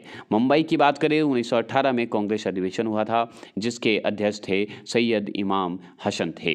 अगर दिल्ली की बात करें तो दिल्ली में 1918 में कांग्रेस अधिवेशन हुआ था, दिल्ली में भी, जिसके मदन मोहन मालवीय थे, याद रखिएगा। तो मुंबई और दिल्ली दोनों में हुआ था, जिसमें एक में सैयद इमाम थे जो मुंबई के अध्यक्ष बने थे, और दिल्ली में याद रखिएगा तो दिल्ली के कांग्रेस अधिवेशन में मदन मोहन मालवीय बने थे 1918 में। अमृतसर में हुआ था 1999 में। तो अमृतसर में 1999 में पंडित मोतीलाल नेहरू का नाम आता है, ये जरूर याद रखिएगा, क्योंकि पंडित मोतीलाल नेहरू अध्यक्ष बने थे अमृतसर के कांग्रेस अधिवेशन 1919 में। अगर नागपुर की बात करें, नागपुर में 1920 में और कलकत्ता में भी 1920 में 2 अधिवेशन हुए थे 1920 में, जो नागपुर और कलकत्ता में हुए थे। अगर नागपुर के अध्यक्ष की बात करें, कांग्रेस अधिवेशन 1920 में नागपुर के अध्यक्ष कौन है? तो याद रखिएगा सी विजया राघवाचारी थे। और दूसरे में आपके थे 1920 में जो कलकत्ता में अधिवेशन हुआ था उसके लाला लाजपत राय थे। ये उग्रवादी नेता थे, जो कि पहले उग्रवादी नेता थे। 3 में से ये जो है उग्रवादी नेता अध्यक्ष बने थे कांग्रेस का। ठीक है। अहमदाबाद की बात करें तो 1921 ईस्वी में अहमदाबाद में 1921 में कांग्रेस अधिवेशन हुआ था, जिसके अगर पूछा जाए कि अध्यक्ष कौन थे तो हकीम अजमल खां थे, याद रखिएगा। उसके बाद गया में हुआ था 1922 में कांग्रेस अधिवेशन, याद रखिएगा, जिसका देशबंधु चित्तरंजन दास के नाम से जाना जाता है, जो कि अध्यक्षता किए थे गया में जाके। ठीक है। और भी सवाल आपसे पूछेगा कि काकीनाडा में भी 1923 में अध्यक्षता हुई थी, जिसके मौलाना मोहम्मद अली इसके अध्यक्ष थे। और फिर से दिल्ली में हुआ था 1923 में, तो 1923 में भी 2 हुआ था कांग्रेस अधिवेशन, जिसमें दिल्ली में भी हुआ था 23 में, जिसमें अबुल कलाम आज़ाद भी बने थे, अध्यक्ष बने थे। अब बेलगांव में सिर्फ एकमात्र गांधी जी बने थे 1924 के कांग्रेस अधिवेशन में, याद रखिएगा। और अगर आपसे पूछे कानपुर में कौन बना था, तो कानपुर में याद रखिएगा, कानपुर में 1925 में बनी थी श्रीमती सरोजिनी नायडू, जो कि एक सिर्फ भारतीय महिला थी, याद रखिएगा, प्रथम भारतीय महिला थी। 1925 में कांग्रेस अधिवेशन कानपुर की अध्यक्षता की थी, याद रखिएगा। और भी सवाल चलिए हम पूरा आपको दिखा दे रहे हैं, जिसमें अगर आपको टाइम मिलेगा तो देख लीजिएगा, सुन लीजिएगा, याद हो जाएगा। तो अगर आपसे पूछते गुवाहाटी, तो गुवाहाटी में 1926 में कांग्रेस अधिवेशन हुआ था, उसकी अध्यक्षता करने वाले श्रीनिवास अयंकर थे, याद रखिएगा, गुवाहाटी में। अब मद्रास की अगर बात करें तो मद्रास की अध्यक्षता करने वाले 1927 में कांग्रेस अधिवेशन हुआ था, मद्रास की अध्यक्षता करने वाले कौन थे? तो डॉक्टर M.N. अंसारी, मतलब कांग्रेस अधिवेशन के अध्यक्षता किए थे, तो याद रखिएगा। कलकत्ता में भी हुआ था, कलकत्ता में कब हुआ? 1928 में हुआ, याद रखिएगा, कांग्रेस अधिवेशन हुआ था, और इसकी अध्यक्षता करने वाले कौन? पंडित मोतीलाल नेहरू का नाम आता है, ये जरूर याद रखिएगा। तो कलकत्ता में 1928 में पंडित मोतीलाल नेहरू जो हैं, याद रखिएगा, जो है अध्यक्षता किए थे। और उसके जस्ट बाद मोतीलाल के बेटे जवाहरलाल नेहरू, पंडित जवाहरलाल नेहरू लाहौर के अधिवेशन 1929 में किए थे, जो कि पंडित जवाहरलाल नेहरू उस समय स्वतंत्रता की मतलब स्वराज, पूर्ण स्वराज की घोषणा भी करने का नाम आता है, जो कि पंडित जवाहरलाल नेहरू किए थे। कराची की बात करें तो कराची 1929 की बात होती है। कराची 1931 की बात करते हैं। कराची 1930 नहीं हुआ था, 1931 में हुआ था। तो याद रखिए कराची 1931 में कांग्रेस अधिवेशन हुआ था, जिसके सरदार वल्लभ भाई पटेल याद रखिएगा अध्यक्षता किए थे। याद रखेंगे, इंपॉर्टेंट है। अगर आपसे पूछे दिल्ली में 1932 में कांग्रेस अधिवेशन हुआ था, जिसके अगर पूछा जाए तो दास अमृतलाल थे। सेन रणछोड़लाल दास अमृतलाल नाम है, इतना बड़ा नाम है, जो कि 1932 में दिल्ली में अध्यक्षता किए थे कांग्रेस का। अगर कलकत्ता की बात करें तो 1933 में याद रखिएगा कांग्रेस अधिवेशन हुआ था। श्रीमती नलिनी सेना गुप्ता नाम है, जो कि अध्यक्षता की थी। याद रखिएगा नलिनी सेना गुप्ता। ये तो मेरा नाम पे आ गया, नलिनी है लेकिन चलिएगा। मुंबई की बात करें 1934। मुंबई की बात करें तो 1934 में डॉक्टर राजेंद्र प्रसाद बने थे। और उसके बाद लखनऊ में भी 1935 में डॉक्टर राजेंद्र प्रसाद ही बने थे अध्यक्ष। याद रखिएगा। तो आपसे पूछेगा कि मुंबई में 1934 में जो कांग्रेस अधिवेशन हुआ था, उसके अध्यक्ष कौन थे? डॉक्टर राजेंद्र प्रसाद। और लखनऊ में 1935 में जो बने थे, उसके अध्यक्ष कौन थे? तो डॉक्टर राजेंद्र प्रसाद ही बने थे। याद रखिएगा। और एक और हुआ था लखनऊ में 1936 में, जो कि याद रखिएगा कांग्रेस अधिवेशन, उसकी अध्यक्षता पंडित जवाहरलाल नेहरू थे। और 1937 में फैजापुर के भी अध्यक्षता कौन किए थे? पंडित जवाहरलाल नेहरू। तो 2 किए थे लखनऊ और फैजापुर में। याद रखिएगा 1936 और 37 इनका लगातार है, और 34 और 35 डॉक्टर राजेंद्र प्रसाद का कांग्रेस अधिवेशन है। याद रखेंगे। अगर आपसे पूछे हीरापुर की अध्यक्षता 1938 में कौन किए थे? तो सुभाष चंद्र बोस किए थे। और त्रिपुरी की अध्यक्षता 1939 में भी सुभाष चंद्र बोस किए थे। तो याद रखिएगा, इसमें इंपॉर्टेंट क्या है? डॉक्टर राजेंद्र प्रसाद भी 2 बार अध्यक्षता किए, 2 बार अध्यक्ष बने। पंडित जवाहरलाल नेहरू भी 2 बार अध्यक्ष बने, और सुभाष चंद्र बोस भी 2 बार बने। 38-39 यही बने थे। 36 यहाँ पे देखिए 38-39 सुभाष चंद्र बोस अध्यक्ष बने थे कांग्रेस का। 36 और 37 पंडित जवाहरलाल नेहरू। और डॉक्टर राजेंद्र प्रसाद की अगर बात करें तो 34 और 35 डॉक्टर राजेंद्र प्रसाद बने थे कांग्रेस अधिवेशन। सबका अलग अलग क्षेत्र है। याद रखिएगा। अगर आपसे पूछा जाए रामगढ़ की बात करें तो 1940 में कौन बने थे? अबुल कलाम आजाद बन गए थे। याद रखिएगा, अबुल कलाम आजाद क्या बने थे? 1940 में रामगढ़ के कांग्रेस अधिवेशन में भाग लिए थे, अध्यक्ष बने थे। और भी सवाल पूछेगा मेरठ का, तो मेरठ का 1946 बता दिएगा। आचार्य JP कृपानी जो हैं अध्यक्ष बने थे मेरठ का 1940 में। अगर आपसे पूछे दिल्ली की बात करें, दिल्ली में 1947 के अगर अध्यक्षता की बात करें, डॉक्टर राजेंद्र प्रसाद फिर बने थे। याद रखिएगा। तो दिल्ली में 1947 में डॉक्टर राजेंद्र प्रसाद जो हैं फिर अध्यक्ष बने थे कांग्रेस अधिवेशन का। और अगर आपसे पूछे जयपुर का, तो 1948 में फिर बने थे डॉक्टर PC सीतारमैया अध्यक्ष बने थे जयपुर का। याद रखिएगा। तो जयपुर में 1948 में कांग्रेस अधिवेशन हुआ था, जिसमें डॉक्टर P सीतारमैया हैं। याद रखिएगा। और 47 में याद रखिएगा डॉक्टर राजेंद्र प्रसाद का नाम आता है और JP कृपानी का नाम आता है। याद रखेंगे। ठीक है। अगर आपसे पूछे नासिक की बात करें तो 1950 में याद रखिए PD टाउन होता है। देखिए बहुत लोग अलग अलग बताते हैं, आपको अपडेट मेंशन हम क्लियर कर देते हैं। दिल्ली में जो 1947 में हुआ था, डॉक्टर राजेंद्र प्रसाद होते हैं स्वतंत्रता कक्ष में, लेकिन बहुत लोग JP कृपानी लगाते हैं। लेकिन याद रखिएगा JP कृपानी जो है 1946 इनका डेट बताता है, जरूर ध्यान रखिएगा। ठीक है। और नासिक का लास्ट में 1950 की अगर बात करें, नासिक में हुआ था जो है कांग्रेस अधिवेशन, जिसे PV टंडन इसकी अध्यक्षता किए थे। नेक्स्ट चैप्टर आने वाला है गांधी युग, जो कि आपके लिए बहुत ही इंपॉर्टेंट माना जाएगा। तो ये चीज़ तो आप देख लिए, कुछ और बचा है तो चलिए हम इसे क्लियर कर देते हैं। हाँ, इसमें देखिए ये तो हो गया, ये बचा हुआ है जो कि आपको इंपॉर्टेंट है, इसे मैं करवा देता हूँ। इसमें क्या है कि इसमें कौन जीता है, इसका परिणाम किसका है, ये दिया हुआ है, लेकिन हमको डेट जरूरी याद रखना है। जैसे खेड़ा का युद्ध हुआ था 1707 में, जिसमें मराठा, साहू और ताराबाई एक जो है पक्ष में लड़ाई हो रहे थे, जिसमें परिणाम में साहू समझिए जीत गए थे, परिणाम साहू का हुआ था। भोपाल युद्ध हुआ था, जो कि 1937 में हुआ था, जिसमें बाजीराव प्रथम और मुगल दोनों थे। याद रखिएगा। जिसमें बाजीराव प्रथम इसमें आगे हो गए थे, इनका जीत हो गई थी। याद रखिएगा। करनाल का युद्ध हुआ था, जो कि 1739 में हुआ था, नादिर शाह एवं मुगल सम्राट मोहम्मद शाह के बीच हो रहा था, जिसमें नादिर शाह जीत गए थे। याद रखेंगे। ठीक है। अगर आपसे पूछे प्रथम कर्नाटक युद्ध, देखिए इस जगह पे ध्यान से देखिएगा। प्रथम कर्नाटक युद्ध, द्वितीय कर्नाटक और तृतीय कर्नाटक युद्ध, तीनों याद रखना इंपॉर्टेंट है। कैसे? तो प्रथम कर्नाटक युद्ध जो है 1946 से 48 में हुआ था, जिसमें फ्रांसीसी अंग्रेजी, तो इसमें प्रथम कर्नाटक युद्ध में ही फ्रांसीसी जीते थे, उसके बाद हार गए थे। याद रखिएगा। क्यों? क्योंकि 46 से 47 में ये फ्रांसीसी और अंग्रेज के बीच हुआ था, जिसमें ये जीता था फ्रांसीसी, जिसमें प्रथम कर्नाटक युद्ध में जीता था। उसके बाद द्वितीय और तृतीय में तो भाई फ्रांसीसी हार गए। तो याद रखिएगा द्वितीय और तृतीय कब हुआ था? तो 1749 से लेकर 54 में हुआ था, मतलब 1749 से लेके 54 के बीच हुआ था फ्रांसीसी और अंग्रेज के बीच, जिसमें अंग्रेज जीत गया था। और तृतीय भी कर्नाटक युद्ध जो हुआ था 58 से लेके 63 में, जिसमें फ्रांसीसी और अंग्रेज के बीच लड़ाई हुआ, जिसमें अंग्रेज जीत गया था, फ्रांसीसी बेचारे हार गए थे। प्लासी का युद्ध तो आप बहुत अच्छे से जानते हैं 1757 में, जिसमें अंग्रेज और सिराजुद्दौला के बीच हुआ था, जिसमें अंग्रेज जीत गया था, सिराजुद्दौला के साथ धोखा हुआ था, बेचारे मर गए थे। बेदरा का युद्ध भी इंपॉर्टेंट है क्योंकि 1759 में हुआ था, 1759 में हुआ था, जो कि अंग्रेज और डच के बीच हुए थे बेदरा के युद्ध, जिसमें अंग्रेज जीत गए थे और डच हार गए थे। उसके के बाद बांडीवाशा युद्ध हुआ था, जो कि 1760 में, जो कि बहुत बार पूछता है। तो 1760 में क्या हुआ था? बांडीवाशा युद्ध हुआ था, अंग्रेज और फ्रांसीसी के बीच हुआ था, जिसमें अंग्रेज जीत गए थे। अगर आपसे पूछे पानीपत का तृतीय युद्ध कब हुआ था? 1761 में हुआ था। अफगान अहमद शाह अब्दाली और मराठा के बीच हुआ था, जिसमें अब्दाली जीत गया था, मराठा बेचारे हार गए थे। तो पानीपत का तृतीय युद्ध अगर आपसे पूछे तो देखिए, प्रथम युद्ध तो हम जानते हैं कि जो है 1526 में हुआ था, द्वितीय हुआ था 1556 में, हम जानते हैं, और तृतीय हुआ था 1761 में, जिसमें अफगान अहमद शाह अब्दाली और मराठा के बीच हुआ था, जिसमें अब्दाल शाही जीत गया था, अब्दल शाही जीत गया था।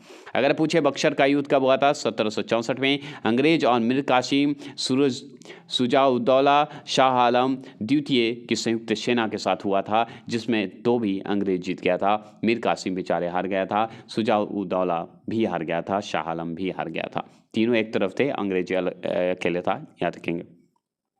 अब इसमें देखिए प्रथम मैसूर युद्ध हुआ था, जो कि 1767 से 69 में हुआ था, ठीक है, जो कि बोला जाता है 60 मतलब 69 मतलब होता है 69, याद रखिएगा, ठीक है, याद रखिएगा। 67 से लेकर 69 में हुआ था, याद रखिएगा। प्रथम मैसूर युद्ध हुआ था, जो कि अंग्रेज और हैदर अली के बीच हुआ था, जिसमें अंग्रेज को हरा दिया था हैदर अली, इसमें बहादुरी की बात होती है। रुहेला युद्ध एक हुआ था 1774 में, जिसमें लॉर्ड हेस्टिंग एवं रुहेला शासक हाफिज़ खां के बीच युद्ध हुआ था, जिसमें रुहेल युद्ध में रुहेल हार गया था, हाफिज़ खां हार गया था और अंग्रेज जीत गया था, लॉर्ड हेस्टिंग जीत गया था 1774 में।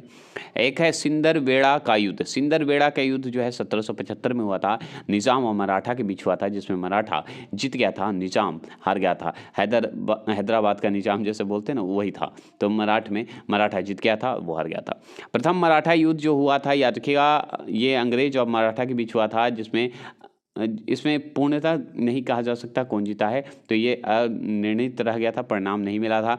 तो प्रथम मराठा युद्ध जो हुआ था 1775 से लेके 82 के बीच बोला जाता है, याद रखिएगा। अब द्वितीय देखिए, अब इसी जगह देखिए द्वितीय मैसूर युद्ध। प्रथम मैसूर युद्ध आप देखिए कब हुआ था, तो प्रथम मैसूर युद्ध हुआ था 1767 से 69, जिसमें हैदर अली जीत गया था।